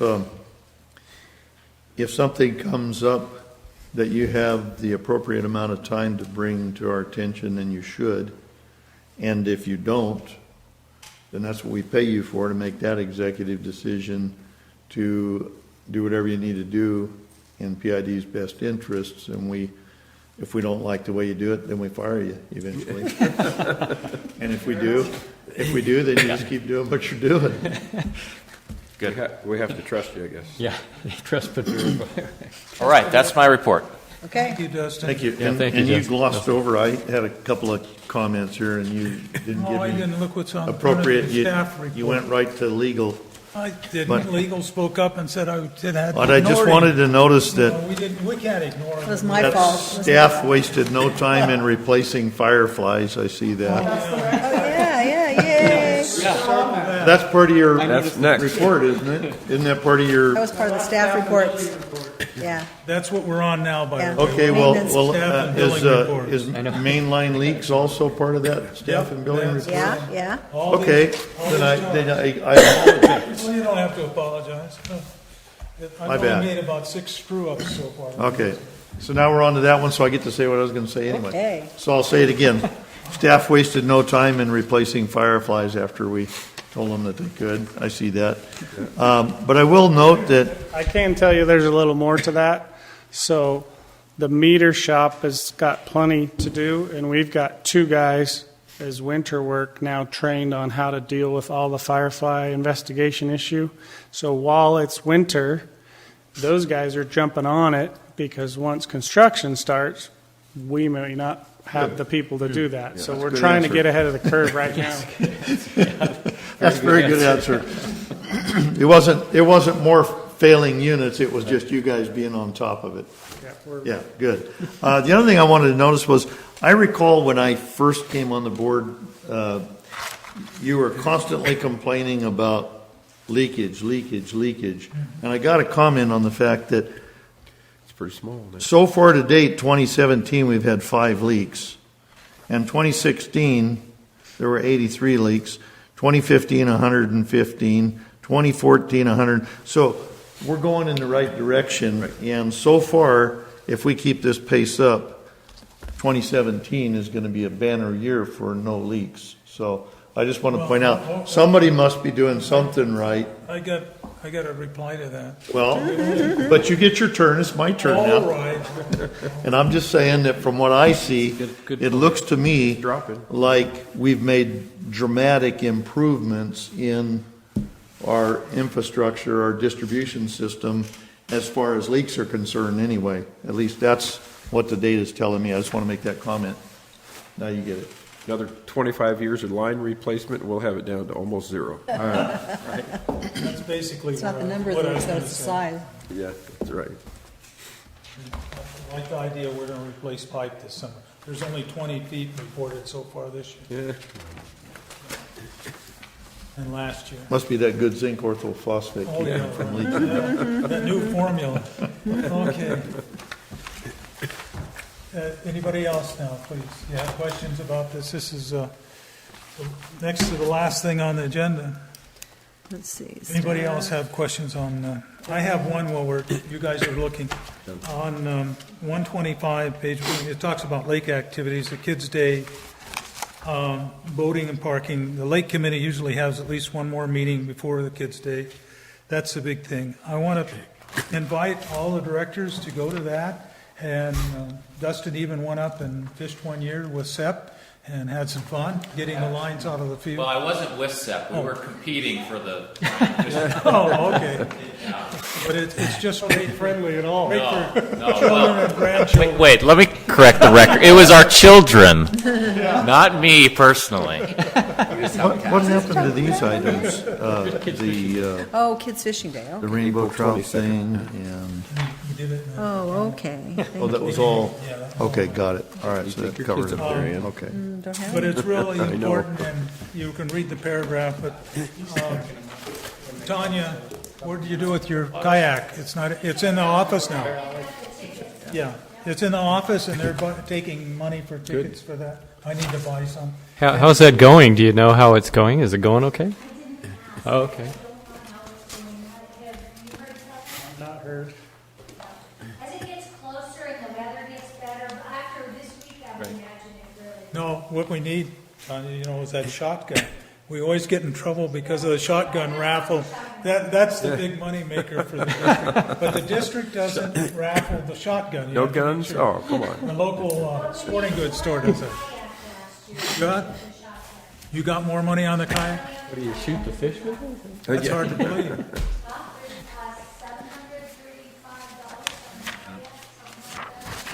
Well, good job. Thank you. Any other comments now on this billing and staff reports, on all these charts and everything? Anybody else? Mark? I'm good. Ann? Ann? Okay. The thing that's left now is director's comment. Who wants to go first? I'm ready to go home. Yes, okay, Dan's going to start then. Excuse me. Director's comments. I'm sorry. May we get a motion to accept the staff and billing report? Oh, whoops. Oh, we want a motion? I make a motion to accept the staff and billing report. I second. All in favor, say aye. Aye. Thank you. Thank you.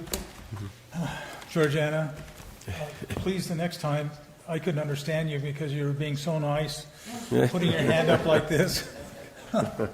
And so I'm hard of hearing to begin with. At any rate, I won't go into my family's life and how my wife makes sure I hear things. Now, director's comment, and Dan, we'll just go through and you can say something or say nothing or do whatever. Let's go home. Yeah, no comment on me. I want to thank the public again for being here, and I also wanted to say something about the past directors, Sepp Carolla and Larry Duncan. I wanted to thank them verbally or formally here that for their service. I know we did a letter of commendation to them, but I kind of wanted to bring it up at a meeting. I thought we were going to bring it up at the last meeting, but we didn't. But I just want to say thanks again for their service, and they've made our job easier, which it's not that easy of a job, I found out. So anyway, I hope they're doing well. Thank you. You're not going to be quiet, I know that. Another very productive meeting. It seems like each one gets better and better. We keep getting things done. And we're still friends. Yay. We are. Hey. So yes, with that, let's go home. Okay, my comment is, if you've ever been in a group of people and it's starting to rain, that people get together and they talk and kid, and share back and forth, and that's pretty much what this meeting has been turning into. And I realize my comments aren't well received by everybody here, but I feel better afterwards, so I must say that. Thank you very much. Get it off your chest there, Bill. Good night, all. Providing therapy, too. Yeah, that's it.